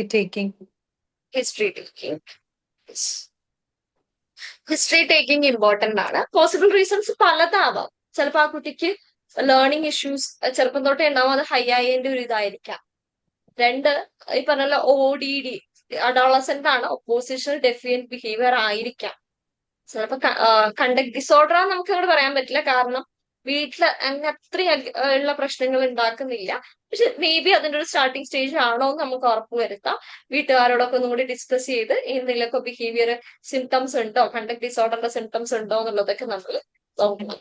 ഇപ്പൊ നമ്മൾ ചെക്ക് ചെയ്യുക കുട്ടിയുടെ കംപ്ലീറ്റ് ഹിസ്റ്ററി, ഡെവലപ്മെന്റൽ ഡിലേസ് ഉണ്ടായിട്ടുണ്ടോ, മുന്നത്തെ ബിഹേവിയർ എങ്ങനെയായിരുന്നു, ഇത് എന്ന് തൊട്ട് സ്റ്റാർട്ട് ചെയ്തു, എന്തൊക്കെയാണ് സാധ്യതകൾ, വീട്ടിലും സ്കൂളിലും ഉണ്ടായിട്ടുള്ള ഇൻസിഡൻസ് അവനോട് ചോദിക്കാം, പാരന്റ്സിനോടും ചോദിക്കാം. വീട്ടിൽ പക്ഷെ വലിയ ഇഷ്യൂസ് ഉണ്ടാക്കുന്നില്ല, അപ്പൊ നമുക്ക് ഉറപ്പാണ് സ്കൂളിലാണ്. അപ്പൊ അവനോട് ചോദിക്കാം, സ്കൂളിൽ എന്താണ് ഇറിറ്റേറ്റ് ചെയ്യുന്നത്, എന്താണ് ബുദ്ധിമുട്ട്, സ്കൂൾ ഇഷ്ടമല്ലാഞ്ഞിട്ടാണോ? ആ രീതിയിൽ അവിടെ കംപ്ലീറ്റ് ഹിസ്റ്ററി എടുക്കുക എന്നുള്ളതാണ്. ഹിസ്റ്ററിയിൽ നിന്ന് നമുക്ക് മനസ്സിലാക്കാൻ പറ്റും ഇത് ODD ആണോ. അത് എല്ലാവരോടും ഒരു അഗ്രസീവ് ടെൻഡൻസി ഉണ്ടെങ്കിൽ നമ്മളോടും അത് നമ്മളോട് എതിർത്ത് ഒക്കെ ഉള്ള ഒരു ഭയങ്കര ബിഹേവിയർ ആണെങ്കിൽ അവിടെ ഒപ്പോസിഷണൽ ഡെഫിയന്റ് ഡിസോർഡറിനുള്ള ചാൻസസ് ഉണ്ട്. എല്ലാ അതോറിറ്റികളോടും ഉള്ള ഒരു ബിഹേവിയർ. കാരണം ഫാമിലി ചിലപ്പോൾ കുറച്ചും കൂടി അടുത്ത് പെരുമാറുന്നതുകൊണ്ട് അവരുടെ അടുത്ത് ഉണ്ടാവില്ല, പക്ഷെ അവനെ കൺട്രോൾ ചെയ്യുന്നു തോന്നുന്ന എല്ലാവരുടെ അടുത്തും ആ ബിഹേവിയർ ഉണ്ടെങ്കിൽ ഇറ്റ്സ് ഒപ്പോസിഷണൽ ഡെഫിയന്റ്. അതല്ല ടീച്ചേഴ്സിനോട് മാത്രമാണെങ്കിൽ അത് ടീച്ചേഴ്സിന്റെ സൈഡിൽ നിന്നുള്ളതായിട്ടുള്ള എന്തോ ഒരു ഇഷ്യൂ ആണ് നമുക്ക് ഐഡന്റിഫൈ ചെയ്യാനായിട്ട് പറ്റും. ഈ കേസിൽ ശരിക്കും മന്നത്തെ സ്കൂളില് ടീച്ചേഴ്സ് ഭയങ്കരമായിട്ട് ബുള്ളി ചെയ്തതിന്റെ ഒരു ആഫ്റ്റർ എഫക്റ്റ് ആണ്. അവൻ പൊതുവെ മൊത്തത്തിൽ ടീച്ചേഴ്സിനോട് തന്നെ ദേഷ്യമായി. അതിന്റെ ഒരു ആഫ്റ്റർ എഫക്റ്റ് ആണ് നമ്മൾ അവിടെ കണ്ടിട്ടില്ല. അപ്പൊ അവരുടെ ഒരു ഹിസ്റ്ററി ടേക്കിംഗ് പാരന്റ്സിനോട് സംസാരിക്കുമ്പോൾ നമുക്ക് മനസ്സിലാക്കാനായിട്ട് പറ്റും. ദെൻ പിന്നെ ഒരു സെക്ഷൽ അബ്യൂസ് നടന്നിട്ടുള്ള ഒരു കുട്ടിയാണെന്ന് വിചാരിക്കാം. നിങ്ങളോട് പറയാണ് എന്റെ തെറ്റ് കൊണ്ടാണ് അബ്യൂസ് ഉണ്ടായത്. അവിടെ നിങ്ങൾ എങ്ങനെയാണ് റെസ്പോണ്ട് ചെയ്യുക? How would you respond as a therapist? കുട്ടി പറയാണ്, നമ്മൾ പെട്ടെന്ന് എക്സ്പെക്ട് ചെയ്യുന്ന പോലെ ഒന്നും ആയിരിക്കില്ലല്ലോ ഇവര് പറയുക. ജസ്റ്റ് ഇങ്ങനെ പറഞ്ഞ് സംസാരിച്ചുകൊണ്ടിരിക്കും ഇങ്ങനെ സംഭവിച്ചു, ഫാമിലി മെമ്പർ തന്നെയാണ് അബ്യൂസ് ഉണ്ടായത്, എന്റെ ഫോൾട്ടാണ്, എന്റെ മിസ്റ്റേക്ക് കൊണ്ടാണ് അബ്യൂസ് ഉണ്ടായത് എന്ന് പറഞ്ഞാൽ ഒരു തെറാപ്പിസ്റ്റ് എന്ന നിലയിൽ നിങ്ങൾ എങ്ങനെയാണ് റെസ്പോണ്ട് ചെയ്യാൻ പോകുന്നത്? മാഡം അതിനോട് പറഞ്ഞ് എല്ലാവർക്കും തെറ്റ് പറ്റാം എന്ന് പറഞ്ഞ് അതിന്റെ കൂടെ തന്നെ നിന്ന് അതിനെ സപ്പോർട്ട് ചെയ്ത് അങ്ങനെ പറഞ്ഞാലോ? എന്റെ തെറ്റാണെന്നാ കുട്ടി പറയുന്നത് അബ്യൂസ്. അല്ല, അത് അതെ. തെറ്റ് എന്നുള്ള വാക്ക് നമ്മൾ പറയണ്ട. അതൊരു തെറ്റാണെന്ന് ആ കുട്ടിയുടെ തോന്നലുണ്ടെങ്കിൽ അതൊന്ന് മാറ്റിയെടുത്താ മതി. എന്റെ തെറ്റാണെന്ന് പറയുമ്പോ മാം എന്തായാലും സംഭവിച്ചു പോയി കുട്ടിയോട് പറയണം ഇപ്പൊ എന്താ കുട്ടിക്ക് ഇപ്പോഴത്തെ ഫീലിംഗ് എന്താണെന്ന്, അതായത് കറണ്ട് പ്രോബ്ലം എന്താണെന്നുള്ളത് കുട്ടിയെ കൊണ്ട് തന്നെ പറയിപ്പിക്കുക. പിന്നെ ബാക്കി കാര്യങ്ങള് നമ്മള് ഓക്കെ, ഇതില് കുറച്ചും കൂടി ബെറ്റർ ആക്കാം. ഇതൊരിക്കലും മോളുടെ തെറ്റല്ല, അല്ലെങ്കിൽ മോളുടെ മിസ്റ്റേക്ക് ആണ്. ആരാണോ വേദനിപ്പിച്ചത്, ആരാണോ ഇത് ചെയ്തത്, അവരിലാണ് മിസ്റ്റേക്ക്, അവരെയാണ് നമ്മൾ ബ്ലെയിം ചെയ്തത്, അവരിലാണ് ആ റെസ്പോൺസിബിലിറ്റി കിടക്കുന്നത്. കാരണം നമ്മൾ വാലിഡേറ്റ് ചെയ്യണം. കാരണം ഇത് സാരില്ല, സംഭവിച്ചു, ഇനി അത് പറയണ്ട എന്ന് പറയുമ്പോൾ നമുക്ക് കുട്ടിക്ക് ഒരു വാലിഡേഷൻ അവിടെ കിട്ടില്ല. അതേപോലെ തന്നെ ഇത് തെറ്റല്ല എന്ന് പറഞ്ഞാലും, നിന്റെ തെറ്റല്ല എന്ന് പറഞ്ഞാലും കുട്ടി ഉള്ളിൽ നിന്ന് ആ തോട്ട് പോവില്ല. അപ്പൊ നമ്മള് ഇത് ആളുടെ തെറ്റല്ല, അതാരാണോ ചെയ്തത് അവരുടെ റെസ്പോൺസിബിലിറ്റിയാണ് എന്ന് പറഞ്ഞ് നമുക്ക് സ്റ്റാർട്ട് ചെയ്യാം. പിന്നെ ഈ പറഞ്ഞ പോലെ പതുക്കെ നമുക്ക് കൂടുതൽ എന്താ ഫീൽ ചെയ്യുന്നത്, എന്താ അങ്ങനെ തോന്നാൻ കാരണം, മോളുടെ അല്ലെങ്കിൽ മോന്റെ മിസ്റ്റേക്ക് ആയിട്ട് തോന്നാനുള്ള റീസൺ എന്താ, എന്തുകൊണ്ടാണ് അങ്ങനെ പറയുന്നേ എന്നൊക്കെ പറഞ്ഞ് പതുക്കെ കോൺവെർസേഷൻസ് ഡൈവേർട്ട് ചെയ്ത് നമുക്ക് അതിന് എവിഡൻസ് ഉണ്ടോ, എന്താണ് ചിന്തിച്ചു വെച്ചിരിക്കുന്നത് എന്നുള്ളതിലേക്ക് പോവാനായിട്ട്. ഓക്കെ. പിന്നത്തെ ഒരു കാര്യം, ഇവിടെ സെക്ഷൽ അബ്യൂസ് കേസ് വരുമ്പോൾ എല്ലാവരും എന്നോട് ചോദിക്കുന്നതാണ് റിപ്പോർട്ട് ചെയ്യണോ, റിപ്പോർട്ട് ചെയ്യണ്ടേ എന്നുള്ളത്. റിപ്പോർട്ട് ചെയ്യണം. ഫാമിലീസ് സമ്മതിച്ചോ ഇല്ലേ, 18 വയസ്സിന് താഴെയുള്ള ഒരു കുട്ടിക്കാണ് അതൊരു പോക്സോ കേസ് ആണെന്നുണ്ടെങ്കിൽ നമുക്ക് അവിടെ കോൺഫിഡൻഷ്യാലിറ്റി പ്രൈവസിയും ഒന്നുമില്ല, ചൈൽഡ് ലൈനിൽ വിളിച്ച് റിപ്പോർട്ട് ചെയ്യുക, ബാക്കി അവർ നോക്കും. പിന്നെ നടപടി എടുക്കുകയോ ഇല്ലയെന്നൊക്കെ അതൊക്കെ പല വഴിയാണ്. പക്ഷെ റിപ്പോർട്ട് ചെയ്യാന്നുള്ളത് നമ്മുടെ ലക്ഷ്യമാണ്. നമ്മുടെ RCA ലൈസൻസ്ഡ് അല്ലാത്തവരാണെങ്കിൽ നമ്മുടെ സീനിയർ സൈക്കോളജിസ്റ്റ് ഡിസ്കസ് ചെയ്ത് അവിടുന്ന് ഒരു റിപ്പോർട്ട് തയ്യാറാക്കി നമ്മൾ റിപ്പോർട്ട് ചെയ്യാന്നുള്ളതാണ് നമുക്ക് ചെയ്യാൻ പറ്റുന്ന ഒരു കാര്യം. അവിടെ പാരന്റ്സ് ചിലപ്പോൾ നമ്മളോട് പറയും റിപ്പോർട്ട് ചെയ്യരുത്, പക്ഷെ നമുക്ക് എന്താണ് ഉറപ്പ് ആ കുട്ടി വീണ്ടും സെക്ഷൽ അബ്യൂസ് നേരിടോ, ഫാമിലി മെമ്പർ ആണ്, ആ കുട്ടിയെ വീണ്ടും ഉപദ്രവിക്കും, ചിലപ്പോൾ സ്കൂളിൽ നിന്നായിരിക്കും, അതൊന്നും നമുക്ക് പറയാൻ പറ്റില്ല. അവിടെ കുട്ടിയെ സേഫ് അല്ല. നമ്മുടെ ലക്ഷ്യം ആസ് എ ലീഗലി സേഫ്റ്റി ആണ്. ആ കേസിൽ നമുക്ക് റിപ്പോർട്ട് ചെയ്യാനുള്ള റൈറ്റ് ഉണ്ട്. ചൈൽഡ് ലൈനിൽ വിളിച്ചിട്ട് നിങ്ങൾക്ക് റിപ്പോർട്ട് ചെയ്യാം എന്നുള്ളതാണ്. RCA ലൈസൻസ്ഡ് അല്ലെങ്കിൽ നിങ്ങൾക്ക് റിപ്പോർട്ട് ചെയ്യാം. നിങ്ങൾ കൗൺസിലിംഗ് പ്രാക്ടീസിന്റെ ഇതൊക്കെ രജിസ്ട്രേഷൻ ഒക്കെ പ്രോപ്പർ ആയിട്ട് ചെയ്തിട്ടുള്ള ഒരാളാണെന്നുണ്ടെങ്കിൽ നിങ്ങൾക്ക് അവിടെ ചൈൽഡ് ലൈനുമായിട്ട് കോൺടാക്ട് ചെയ്തിട്ട് റിപ്പോർട്ട് ചെയ്യാവുന്നതാണ്. ചിലപ്പോൾ കേസ് തേഞ്ഞു മാഞ്ഞൊക്കെ പോവും, പക്ഷെ നമ്മളത് ചെയ്യും. കാരണം ഇൻ കേസ് നമ്മൾ റിപ്പോർട്ട് ചെയ്തില്ല, ആ കുട്ടിക്ക് പിന്നീട് എന്തെങ്കിലും സംഭവിക്കാന്ന് വിചാരിക്കും. അപ്പൊ കൗൺസിലിംഗിൽ പോയി എന്നുള്ളത് എങ്ങനെയായാലും അറിയും. ഇവര് എത്രയൊക്കെ മറച്ചു പിടിച്ചാലും എന്തെങ്കിലുമൊക്കെ കിട്ടുമല്ലോ. ഇൻ കേസ് അറിഞ്ഞാൽ, ചിലപ്പോൾ ചിലത് അറിയില്ല, അത്ര ലേസായിട്ടൊക്കെ കൊണ്ടുവന്നിട്ടുണ്ടെങ്കിൽ, പക്ഷെ ഇൻ കേസ് എപ്പോഴെങ്കിലും അറിഞ്ഞു കഴിഞ്ഞാല് പിന്നെ നമുക്കെതിരെയാണ് ലീഗൽ ആക്ഷൻ ഉണ്ടാവുക. സോ റിപ്പോർട്ട് ചെയ്യും. അതാണ് നമ്മളൊരു സെക്ഷൽ അബ്യൂസ് കേസിൽ പോക്സോ കേസസ് വരുമ്പോൾ ശ്രദ്ധിക്കേണ്ട കാര്യം എന്ന് പറയും. ബാക്കിയുള്ളിടത്തൊന്നും ഫാമിലി ഭയങ്കര ഡൊമസ്റ്റിക് വയലൻസ് ആണെങ്കിലും അത് നമ്മൾ എന്താ പറയാ, ഇപ്പൊ ചിലപ്പോൾ ചെയ്യണ്ടാവില്ല, കുട്ടിക്കാലത്ത് ചെയ്തിട്ടുള്ളതായിരിക്കും, പക്ഷെ ഇപ്പോഴായിരിക്കും കുട്ടികളെ അത് അഫക്ട് ചെയ്ത് തുടങ്ങിയത്. അങ്ങനെയാണെങ്കിൽ ഇപ്പൊ അങ്ങനെയൊന്നുമില്ല, കുട്ടി സേഫ് ആണെന്നുള്ളതൊക്കെ നമ്മൾ ഉറപ്പുവരുത്തണം. അല്ലെങ്കിൽ നമ്മുടെ പാരന്റ്സിനോട് പറയും ഇത് സ്റ്റോപ്പ് ചെയ്തേ പറ്റുള്ളൂ, ഇങ്ങനെ അല്ല ചെയ്യേണ്ടത്, ചെയ്തത് ലീഗലി തെറ്റായിട്ടുള്ള കാര്യമാണ് എന്നുള്ളത് അവരെ റിമൈൻഡ് ചെയ്യുക, അതിന്റെ കോൺസിക്വൻസസ് അവരെ ഓർമ്മിപ്പിക്കുക എന്നുള്ളത് ഇമ്പോർട്ടൻറ്റ്. സോ അത് മാത്രം നമ്മളൊന്ന് ശ്രദ്ധിച്ച് ഹാൻഡിൽ ചെയ്യേണ്ട 2 ഏരിയാസ് ആണ്. ബാക്കിയൊക്കെ നമുക്ക് CBT കൊടുക്കാം, ഇമോഷൻ ഫോക്കസ്ഡ് തെറാപ്പി കൊടുക്കാം. ഇനി ഇതിന്റെ കൂടെ ഭയങ്കര സിവിയർ ആൻസൈറ്റിയോ ഡിപ്രഷനോ ഒക്കെ ആ കുട്ടിക്ക് വന്നിട്ടുണ്ടെങ്കിൽ നമ്മൾ അതിനുള്ള കൗൺസിലിങ്ങും ഒപ്പം കൊണ്ടുപോകണം. മെഡിക്കേഷൻ എടുക്കേണ്ട സിറ്റുവേഷൻ ആണെങ്കിൽ മെഡിക്കേഷനിലേക്ക് റെഫർ ചെയ്യാൻ വഴിയുള്ളൂ. ഒരു മോഡറേറ്റ് എബോ ആണ് എന്നുണ്ടെങ്കിൽ ആ കുട്ടീനെ ഭയങ്കരമായിട്ട് അഫക്ട് ചെയ്തു, സൂയിസൈഡൽ ടെൻഡൻസി ഒക്കെ ഉണ്ടെങ്കിൽ, അതല്ല ഭയങ്കര സെൽഫ് ഹാം ഒക്കെ ഉണ്ടെങ്കിൽ നമുക്ക് മെഡിക്കേഷൻ ഇല്ലാതെ പറ്റില്ല. സോ അവിടെ നമുക്ക് റെഫർ ചെയ്തേ പറ്റുമോ, അത് നമ്മൾ ചെയ്യേണ്ടി വരും. അതിന്റെ ഒരു ഇമ്പോർട്ടൻസ് ഫാമിലിനെ പറഞ്ഞ് മനസ്സിലാക്കാൻ. ഓക്കെ. ദെൻ പിന്നെ ഈ പറഞ്ഞ പോലെ ഈ ഒരു ബുള്ളിങ്ങിന്റെ ഒക്കെ ഒരു കോർ റീസൺ നോക്കുമ്പോൾ ലേണിംഗ് ഡിസബിലിറ്റീസ് ഉള്ള കുട്ടികളെ അക്കാദമിക്സ് ഡൗൺ ആവുമ്പോൾ ഭയങ്കരമായിട്ടുള്ള ബുള്ളിങ് ഉണ്ടാവും. അപ്പൊ അങ്ങനെയാണെങ്കിൽ LDയുടെ ടെസ്റ്റ്, IQയുടെ ടെസ്റ്റ് ഒക്കെ എടുക്കേണ്ട കേസ് ആണെന്ന് നിങ്ങൾക്ക് തോന്നുവാണെങ്കിൽ ആ ടെസ്റ്റും കൂടി എടുത്തൊന്ന് എന്താ പറയാ നമ്മുടെ പാരന്റ്സിനോട് പറയണം. ഇതുകൊണ്ടാണ് കുട്ടി അക്കാദമിക്സ്, ഇതിന്റെ പേരിൽ കുട്ടീനെ ഹേർട്ട് ചെയ്തത് എന്നുള്ളത് നമ്മൾ ശ്രദ്ധിക്കേണ്ട ഒരു ഏരിയ തന്നെയാണ്. അതിനുള്ള ഏതാണോ ഇഷ്യൂ അതിനുള്ള ട്രീറ്റ്മെന്റ് കൊടുക്കുക. റെമഡിയൽ ട്രെയിനിങ് കൊടുക്കേണ്ടി വരും. LD ഒക്കെ ഉള്ള കേസസ് ആണെങ്കിൽ പെപ്റ്റൈൽ ട്രെയിനിങ് കൊടുക്കേണ്ടി വരും. അല്ലാത്തടത്ത് CBT വർക്കാവും, DBT വർക്കാവും, റിലാക്സേഷൻ ടെക്നിക്കുകൾ വേണ്ടി വരും.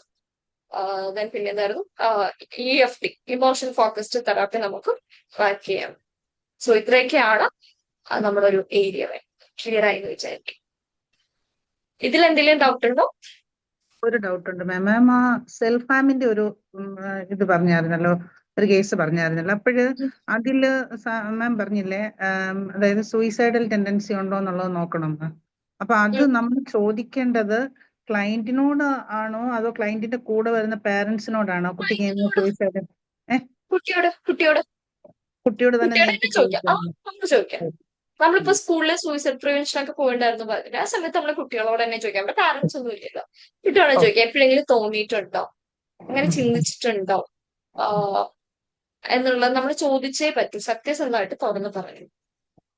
ചില കുട്ടികൾ പറയുന്നുണ്ട് എന്നുള്ളത്, സോ അത് റിസ്ക് ആണ് അല്ലെ. അപ്പൊ അത് നമ്മൾ കാരണം സേഫ്റ്റി, അതാ പറഞ്ഞത്, നമ്മൾ സേഫ്റ്റി ഇമ്പോർട്ടന്റ് ആണ് കുട്ടിയുടെ.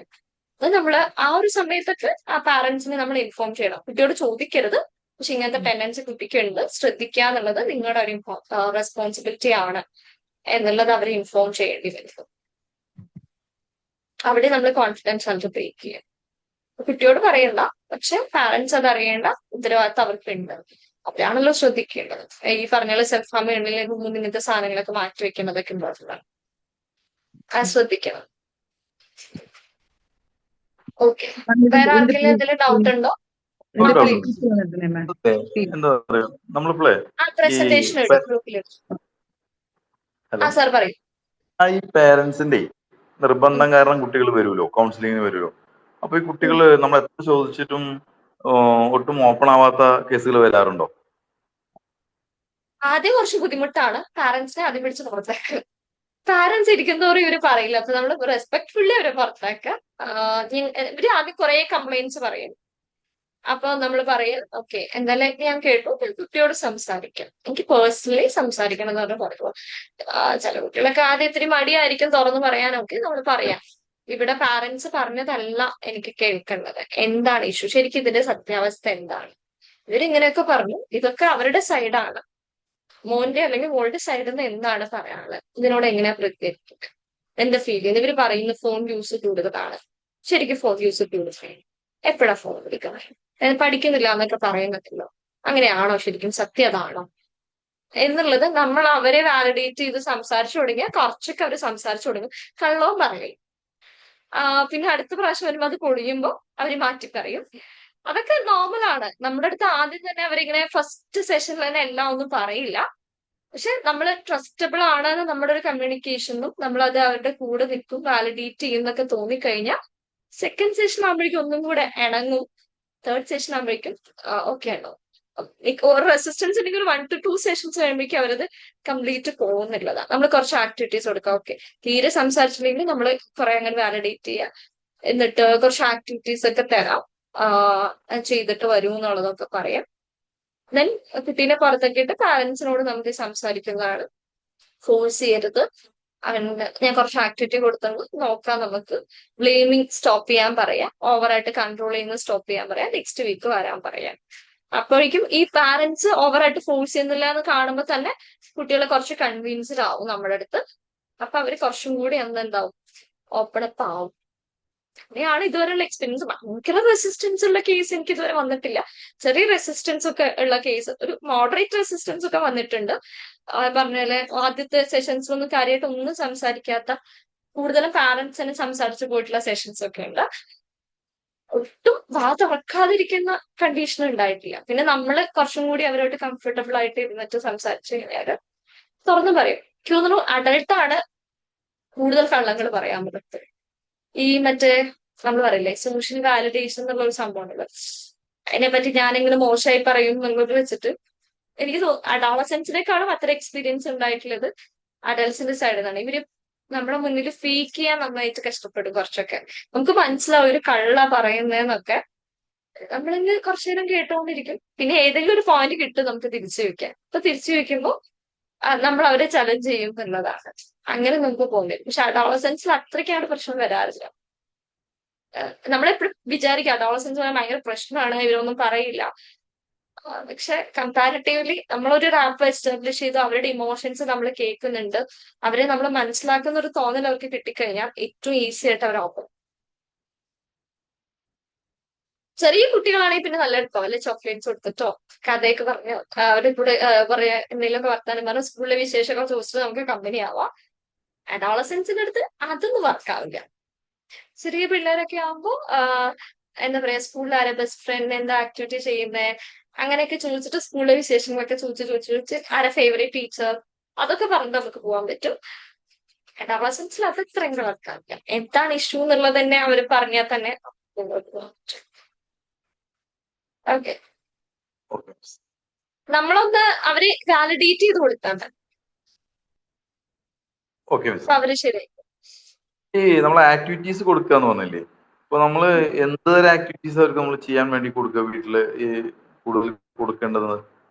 ജേർണലിംഗ് കൊടുക്കാം, തോട്ട് റെക്കോർഡ് എഴുതാൻ കൊടുക്കാം, ദെൻ ബ്രീത്തിങ് എക്സസൈസ് പ്രാക്ടീസ് ചെയ്യാൻ പറയാം.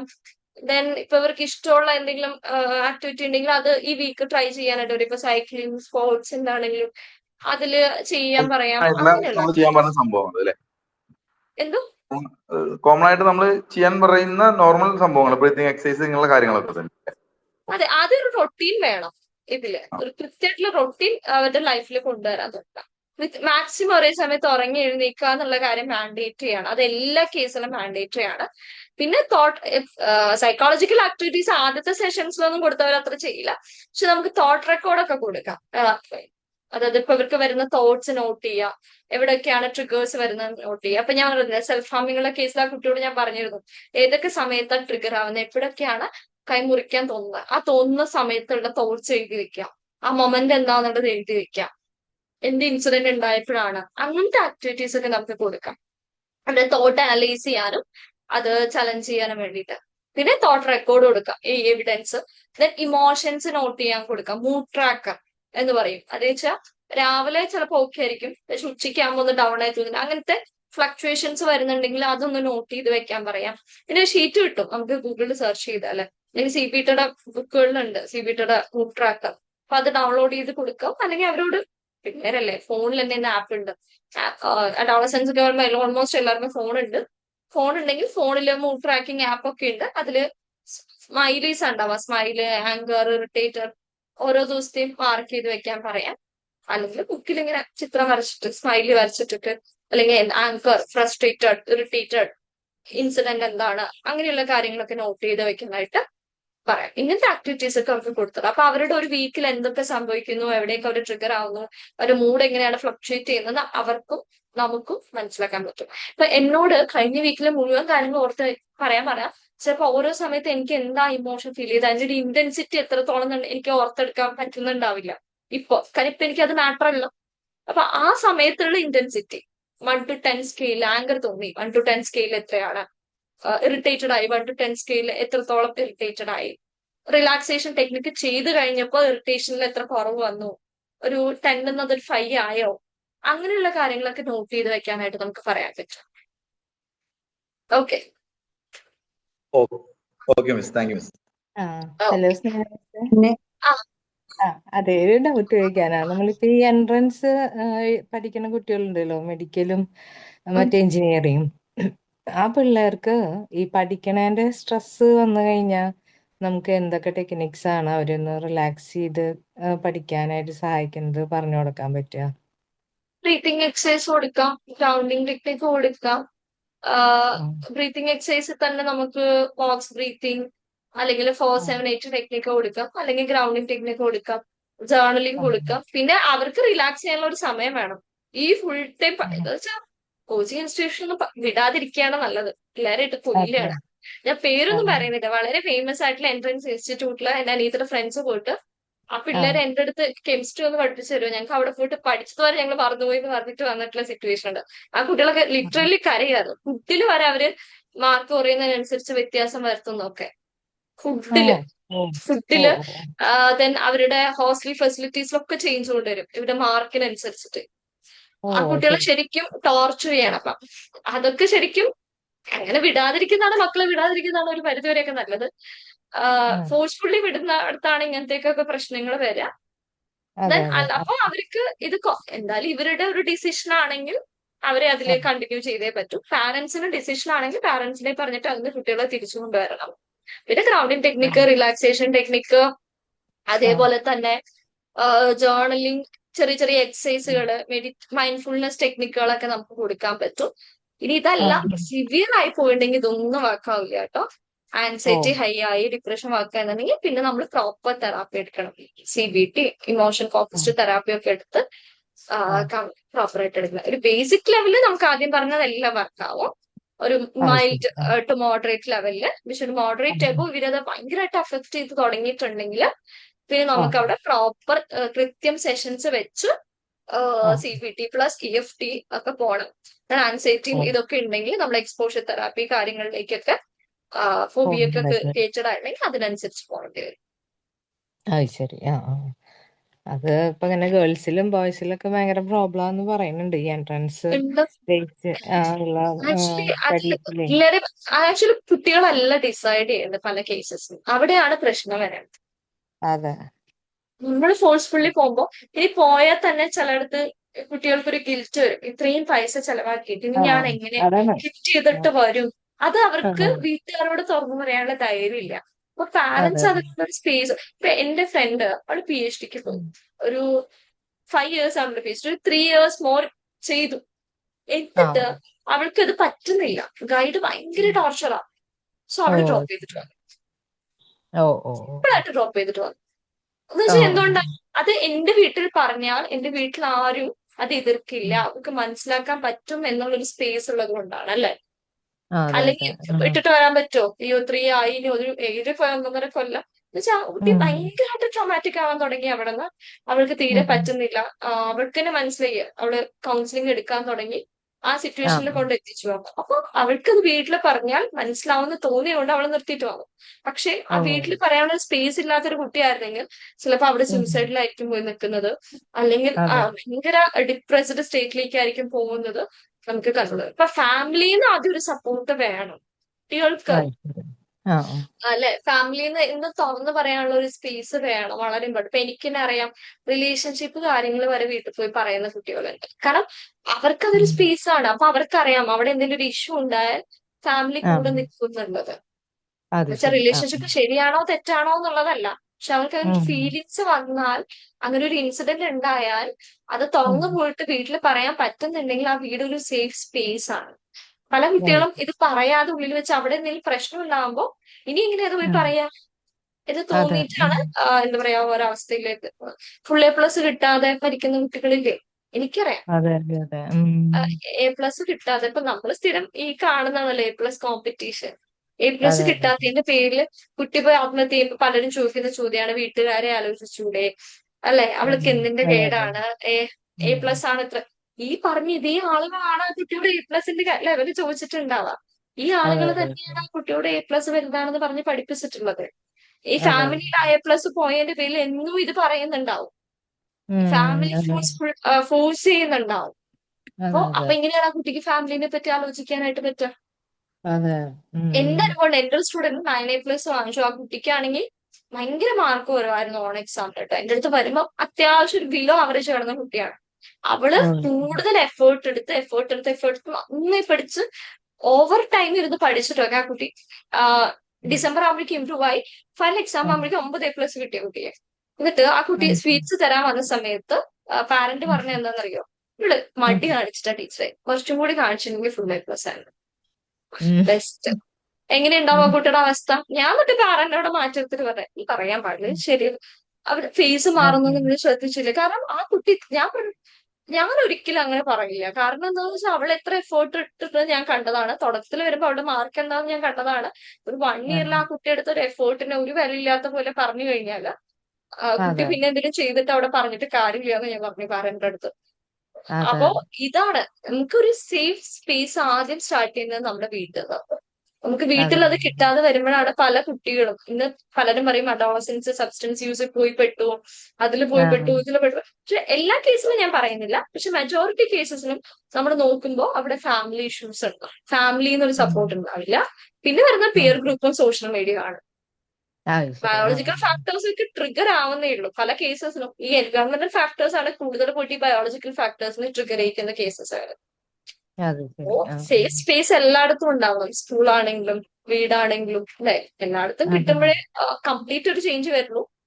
അല്ലാതെ നമുക്ക് പിന്നെ നമ്മുടെ അടുത്ത് വരുമ്പോ നമുക്ക് മാക്സിമം ട്രൈ ചെയ്യാം, എഫേർട്ട് എടുക്കാൻ പറ്റുന്നുള്ളത്. നമ്മളെ കൊണ്ട് പറ്റുന്ന അത്രയും ഒരു സേഫ് സ്പേസ് ഉണ്ടാക്കാം. പിന്നെ കംപ്ലീറ്റ് നമുക്ക് മാറ്റാൻ പറ്റില്ല, എന്നാൽ പോസിബിൾ ആയിട്ട്. ഓക്കെ, വേറെ എന്തെങ്കിലും ഡൗട്ട് ഉണ്ടോ? Okay, thank U. വേറെ ആർക്കെങ്കിലും എന്തെങ്കിലും ഡൗട്ട് ഉണ്ടോ? പിന്നെ നമ്മൾ ജേർണലിംഗ് എന്ന് പറയുമ്പോഴേ ഓൾമോസ്റ്റ് ഒരു ഡയറി എഴുതുന്ന പോലെയാണോ, അതോ വേറെ എന്താണ് അവരോട് എഴുതാൻ പറയുക? അത് സിറ്റുവേഷൻസ് അനുസരിച്ചാണ്. ഡയറി എഴുതുന്ന പോലെയല്ല, നമ്മൾ കുറച്ചും കൂടി എവിഡൻസ് ബേസ്ഡ് ആയിട്ട് എഴുതുക. പല ടൈപ്പ് ഓഫ് ജേർണൽസ് ഉണ്ട്. ഇത് എന്തായാലും പറയാനുള്ള ഒരു സമയം തികയില്ല. എന്നാലും നമ്മൾ ഈ പറഞ്ഞ പോലെ എന്താണ് ഇപ്പൊ എനിക്ക് തോന്നിയ ഒരു ഫീലിംഗ്, അതിന്റെ പുറകിലുള്ള ഒരു റീസൺ എന്താണ്, ആ ഒരു രീതിയിലൊക്കെ നമുക്ക് കുറച്ചും കൂടെ എഴുതാൻ പറ്റും. ഫോർ എക്സാമ്പിൾ നിങ്ങൾക്ക് കാണിച്ചു തരാം. ഇതിന്റെ ഒരു കാർഡ് ഉണ്ട് കേട്ടോ. ഇത് ഞാൻ ഒരു സൈറ്റിൽ നിന്ന് വാങ്ങിച്ചതാണ്. ഇതൊരു ജേർണലിംഗ് കാർഡ്സ് ആണ്. അപ്പൊ ഞാൻ കുറെ വർഷങ്ങളായി ഫോളോ ചെയ്യുന്ന ഒരു പേജ് ആട്ടോ, തൃക്കാല എന്ന് പറഞ്ഞിട്ട്. എനിക്ക് കാണാൻ പറ്റില്ല എഴുതിയതൊന്നും ഇപ്പോ. ഇതൊരു സെൽഫ് റിഫ്ലക്ഷൻ ജേർണലിന്റെ ഒരു കാർഡാണ്. നിങ്ങളുടെ ലൈഫിലുള്ള ഏറ്റവും വലിയ നേട്ടം എന്താണ്, മോശം ശീലം എന്താണ്, നിങ്ങളുടെ ആളുകളിൽ നിങ്ങൾക്ക് ഇഷ്ടപ്പെട്ട ഒരു കാര്യം, നിങ്ങൾ ഏറ്റവും കൂടുതൽ പേടിക്കുന്നത് എന്തിനെയാണ്, ഏറ്റവും മോശപ്പെട്ട ഓർമ്മകൾ എന്താണ്, സന്തോഷം തോന്നുമ്പോൾ ഏറ്റവും ചെയ്യാൻ പറ്റുന്ന കാര്യങ്ങൾ. ഇതൊരു സെൽഫ് റിഫ്ലക്ഷൻ ജേർണലാണ്. ഇനി ഇങ്ങനത്തെ കുറെ കാര്യങ്ങൾ നമ്മളുടെ ബിഹേവിയറിനെ പറ്റി നമ്മൾ മനസ്സിലാക്കുന്നതാണ് സെൽഫ് റിഫ്ലക്ഷൻ ജേർണൽ. നമ്മളെ തന്നെ റിഫ്ലക്ട് ചെയ്യാം. പിന്നെ നമുക്ക് ചെയ്യാൻ പറ്റുന്ന ഒരു സാധനം ഗ്രാറ്റിറ്റ്യൂഡ് ജേർണലാണ്. നമ്മള് ഈ ഒരു ഡേയിൽ ഗ്രേറ്റ്ഫുൾ ആയിട്ടിരിക്കുന്ന കാര്യങ്ങൾ എഴുതി വെക്കുക. ഇന്ന് ഫുഡ്, ഈവൻ ഫുഡ് ആയിക്കോട്ടെ, ചെറിയ ചെറിയ കാര്യങ്ങളായിക്കോട്ടെ, അതിന്ന് നമുക്ക് എന്ത് ചെയ്യാം, അതിനെപ്പറ്റി ഗ്രേറ്റ്ഫുൾ ആയിട്ടുള്ള കാര്യങ്ങളെ പറ്റി ജേർണൽ ചെയ്ത് വെക്കാം. അപ്പൊ ജേർണലിംഗ് പല രീതിയിലുണ്ട്. ഞാനിപ്പോ ആദ്യം പറഞ്ഞ ഒരു സെൽഫ് റിഫ്ലക്റ്റീവ് ആണ്, നമ്മളെ പറ്റി മനസ്സിലാക്കാൻ സഹായിക്കുന്ന ഒരു ജേർണലിംഗ് ആണ്. ഇത് ഞാൻ എന്റെ ക്ലയൻസിന് വേണ്ടി ആവശ്യം വന്നാൽ വാങ്ങിച്ചു വെച്ചിട്ടുള്ള ഒരു സാധനമാണ്. ഇതിന്റെ ബുക്കായിട്ടായിരുന്നു ഒരു പണ്ട് ഇറക്കിയിട്ടുണ്ടായിരുന്നു, ഇപ്പൊ കാർഡാക്കി. ആ ബുക്ക് അവർക്ക് സക്സസ്ഫുൾ ആയില്ല, ആരും വാങ്ങിക്കുന്നില്ല എന്ന് പറഞ്ഞിട്ട് ഇപ്പൊ റീസ്റ്റാർട്ട് ചെയ്താണ് വീണ്ടും കാർഡുകളായിട്ട്. സോ ഇങ്ങനത്തെ കാർഡുകൾ ഇത് വാങ്ങിക്കണം നിർബന്ധമൊന്നുമില്ല, നിങ്ങൾക്ക് തന്നെ ക്രിയേറ്റ് ചെയ്യാം ജേർണലിന്റെ പ്രോംപ്റ്റുകൾ. ഇന്ന് AI ഒക്കെ ഉണ്ടല്ലോ, ജസ്റ്റ് നിങ്ങൾക്ക് ഏത് ടൈപ്പ് ഓഫ് ജേർണലാണ് വേണ്ടതെന്ന് അടിച്ചു കൊടുത്താൽ പ്രോംപ്റ്റ് കിട്ടും. ആ മോഡൽ അവർക്ക് അയച്ചു കൊടുക്കാം. ഗ്രാറ്റിറ്റ്യൂഡ് ജേർണൽ നിങ്ങൾ സെർച്ച് ചെയ്താൽ ഒരു ഫോമാറ്റ് നിങ്ങൾക്ക് കിട്ടും. ആ ഫോമാറ്റ് കൊടുക്കാം, നമുക്ക് ഇഷ്ടത്തിനനുസരിച്ച് മോഡിഫൈ ചെയ്യാം. അങ്ങനെയാണ് ജേർണൽ. ഒരിക്കലും ഡയറി എഴുതുന്ന പോലെയല്ല. ഡയറി എന്ന് പറയുമ്പോൾ നമ്മൾ അതിൽ നമ്മളെ തന്നെ ബ്ലെയിം ചെയ്യും, വീട്ടുകാരെ മൊത്തം ഒരു ബ്ലെയിമിങ് കയറി വരും ഭയങ്കരമായിട്ട്. ഇവിടെ നമ്മൾ എന്താന്ന് മനസ്സിലാക്കാൻ നമ്മളെ സഹായിക്കുന്നവയാണ് ജേർണലിംഗ് എന്ന് പറയുന്നത്.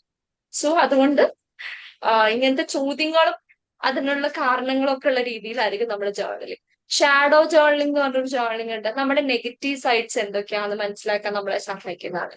നമ്മൾ ഇതുവരെ ഉള്ളിൽ കിടക്കുന്ന ഹിഡൻ ആയിട്ടുള്ള കാര്യങ്ങൾ, ഇമോഷൻസ് കൊണ്ടുവരാൻ നമ്മളെ സഹായിക്കുന്നതാണ് ഷാഡോ ജേർണലിംഗ്. സോ ജേർണലിംഗ് വലിയൊരു സംഭവമാണ്. അപ്പൊ നിങ്ങളൊന്ന് ജസ്റ്റ്, നമുക്ക് പറ്റുകയാണെങ്കിൽ ഒരു വെബിനാർ അത് വെക്കാം കേട്ടോ. പലരും ജേർണലിങ്ങിനെ പറ്റി, പിന്നെ ഞാനത് എടുക്കാൻ എന്താ വെച്ചാൽ യൂട്യൂബിലൊക്കെ ഇഷ്ടംപോലെ ജേർണലിംഗ് വീഡിയോസ് കിടക്കുന്നതുകൊണ്ടാണ് സെഷൻസ് ആയിട്ട് അതിന് പോകാത്തത്. നമുക്ക് ടൈപ്സ് ഓഫ് ജേർണലിംഗ് വേണമെങ്കിൽ എങ്ങനെ നമുക്ക് ക്വസ്റ്റ്യൻസ് കൊടുക്കാം, എങ്ങനെയൊക്കെ പ്രോംപ്റ്റ് കൊടുക്കാം എന്നുള്ളത് പറ്റിയാൽ ഒരു വെബിനാർ അറേഞ്ച് ചെയ്യാം. Basic self reflection, gratitude journals ഒക്കെയാണ് നമ്മൾ കൂടുതലായിട്ട് കൊടുക്കാറുള്ളത്. അത് ഞാൻ നോക്കട്ടെ, പറ്റുകയാണെങ്കിൽ ഈ PDF-ന്റെ കൂടെ ഞാൻ 1-2 കോപ്പീസ് ഇതിലേക്ക് ഗ്രൂപ്പിലേക്ക് ഇടാം കേട്ടോ. എന്തായാലും ഇടാം. ഓക്കെ, നിങ്ങൾ ഗൂഗിളിൽ കൊടുത്താൽ നിങ്ങൾക്ക് കുറെ കിട്ടും. സ്നേഹ മാം പിന്നെ നിസാവ് സാർ ഒരു 5 days ഇത് വെച്ചിട്ടുണ്ടായിരുന്നു, നമ്മുടെ CBT വർക്ക്ഷോപ്പ്. അപ്പൊ അതിൽ ഞാൻ അറ്റൻഡ് ചെയ്തപ്പോൾ സാർ അതെല്ലാം കഴിഞ്ഞിട്ട് ഒരു 30 days ജേർണൽസ് ഇട്ടായിരുന്നു, സെൽഫ് റിഫ്ലക്റ്റീവ് ജേർണൽസ്. അത് ആദ്യം 1-2 പേരൊക്കെ എഴുതി. ഞാൻ ഫസ്റ്റ് ഡേ മുതൽ എഴുതി, പക്ഷെ ഞാൻ 30 ദിവസം എഴുതി കംപ്ലീറ്റ് ചെയ്തിട്ടുണ്ട് കേട്ടോ സാർ. എന്നിട്ട് അത് വെരി ഗുഡ്, വെരി ഗുഡ്. സ്വയം ഒരു ഇത് കിട്ടിയില്ലേ? ഇത് ശരിക്കും നല്ലൊരു ഇതാണ് കേട്ടോ ഇവരുടെ ജേർണലിംഗ്. അങ്ങനെ പുള്ളിക്കാരി കുറെ ഇങ്ങനെ ആളുടെ പേജിൽ ഇട്ടുണ്ട്, നിങ്ങൾക്ക് വേണമെങ്കിൽ നോക്കാം. ആളുടെ പേജ് ശരിക്കും സൈക്കോളജിയുടെ പേരൊന്നും അല്ല. ഞാൻ കുറെ വർഷമായിട്ട് ചേച്ചിന് പരിചയമുണ്ട്. ഞാൻ ഇവരുടെ പേജിൽ നിന്ന് ഒരു എന്താ പറയാ ഒരു ബുക്ക് വാങ്ങി സ്റ്റാർട്ട് ചെയ്താണ്. ഗൃഹ്കാല എന്ന് പറയുന്ന ഒരു പേജാണ്. ഇൻസ്റ്റഗ്രാമിലൊക്കെ സെർച്ച് ചെയ്ത് യൂട്യൂബിലൊക്കെ സെർച്ച് ചെയ്താൽ നിങ്ങൾക്ക് കാണും. അപ്പൊ ഇവരുടെ ഒരു പേജിൽ ഇപ്പൊ റീസെന്റ് കുറെ ജേർണലിംഗ് റിലേറ്റഡ് ആയിട്ടുള്ള കാര്യങ്ങള്, ജേർണൽസ് അവര് വിൽക്കുന്നത് അതാണ്. ജേർണൽസ്, പിന്നെ ഈ പറഞ്ഞ പോലെ എന്താ പറയാ നോട്ട് പാഡുകൾ ഉണ്ടാവുമല്ലോ, ടുഡേ ലിസ്റ്റ്, അങ്ങനത്തെ ബുക്സ് സാധനങ്ങളാണ് അവർ വിൽക്കുന്നത്. അവരുടെ ബിസിനസിന്റെ ഭാഗമാണ്. പക്ഷെ ഇങ്ങനത്തെ കുറെ ഐഡിയാസ് ഇതൊക്കെ അവരുടെ പേജിൽ കാണാൻ പറ്റും. എങ്ങനെ ജേർണലിംഗ് സ്റ്റാർട്ട് ചെയ്യാം, എങ്ങനെ എഴുതാം, അതൊക്കെ. ഇത് നല്ല കാർഡായിട്ട് എനിക്ക് തോന്നിയപ്പോ ഞാൻ വാങ്ങിച്ചതാണ്. വലിയ റേറ്റ് ഒന്നും ഇല്ല, 200 ബിലോ റേറ്റേ ഉള്ളൂ ഈ കാർഡ്സ്. കുറെ കാർഡ്സ് നിങ്ങൾക്ക് അതായത് എന്താ പറയാ ഗൂഗിളിൽ സെർച്ച് ചെയ്താലും കിട്ടും, PDF-കളായിട്ട് കിട്ടും. സെൽഫ് റിഫ്ലക്ഷൻ ജേർണൽസ് ഐഡിയാസ് എന്ന് സെർച്ച് ചെയ്ത് കഴിഞ്ഞാൽ PDF ആയിട്ടും ഇമേജസ് ആയിട്ടും ഒക്കെ നിങ്ങൾക്ക് കിട്ടും. നിങ്ങൾക്ക് ആദ്യം പ്രാക്ടീസ് ചെയ്യാം. നിങ്ങൾ പ്രാക്ടീസ് ചെയ്താൽ മാത്രമേ നിങ്ങൾക്ക് ക്ലയൻസിന് പറഞ്ഞു കൊടുക്കാൻ പറ്റുള്ളൂ. ഞാൻ ഇതിന്റെ വേറെ വേർഷൻ വാങ്ങി അത് എഴുതിയിട്ടുണ്ടായിരുന്നു മുന്നേ. എന്നാലല്ലേ നമുക്ക് അറിയാൻ പറ്റും നമുക്ക് എഴുതാൻ പറ്റുന്നുണ്ടോ, നമുക്ക് ഈ ലാംഗ്വേജ് മനസ്സിലാവുന്നുണ്ടോ എന്ന് നമ്മൾ ആദ്യം നോക്കണമല്ലോ. എന്നാലല്ലേ നമുക്ക് റെഫർ ചെയ്യാനായിട്ട് പറ്റുള്ളൂ. സോ നിങ്ങൾക്ക് അങ്ങനെ ട്രൈ ചെയ്യാം. ഇത് താല്പര്യമുള്ളവർക്ക് മാത്രം കയറി നോക്കാം. അതിന്റെ ഡീറ്റെയിൽ ഒന്ന് ഇട്ട് തരണേ, എന്തൊക്കെ നോക്കണം എന്ന് സെർച്ച് ചെയ്യണമെങ്കിൽ. ആ ഗൃഹ്കാര എന്നാണോ പറഞ്ഞേ? GRUHGA അല്ലേ? GRUHGA അല്ലേ? താല്പര്യം ഉണ്ടെങ്കിൽ എന്നോട് മെസ്സേജ് ഇട്ടാൽ മതി. ഞാൻ അവരുടെ നമ്പർ പേജും ഷെയർ ചെയ്യാം. Okay okay. അല്ലാതെ തന്നെ നമുക്ക് ഗൂഗിളിൽ കിട്ടും ഫ്രീ ആയിട്ട്. ഞാൻ ഇതാകുമ്പോ നമുക്കിങ്ങനെ കറക്റ്റായിട്ട് നല്ല വൃത്തിയിൽ കിട്ടുമല്ലോ എന്ന് വെച്ചിട്ട് വാങ്ങി വെച്ചതാ. കുറച്ച് പണിയെടുക്കാൻ മടിയുള്ളതുകൊണ്ട്, എല്ലാം കൂടെ നടക്കാത്തതുകൊണ്ട് ഞാൻ പ്രിന്റഡ് വേർഷൻ വാങ്ങിച്ചു. അല്ലെങ്കിൽ നമുക്ക് തന്നെ ക്രിയേറ്റ് ചെയ്തിട്ട് പ്രിന്റ് എടുക്കും. ഓക്കെ, വേറെ എന്തെങ്കിലും ഡൗട്ട് ഉണ്ടോ? Trauma related, counselling related?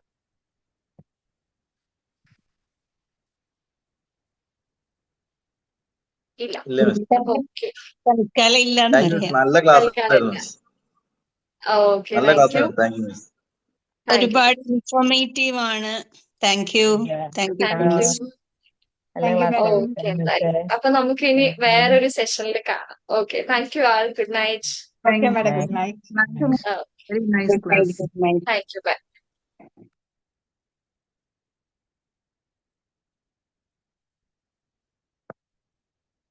Okay, thank you all. By.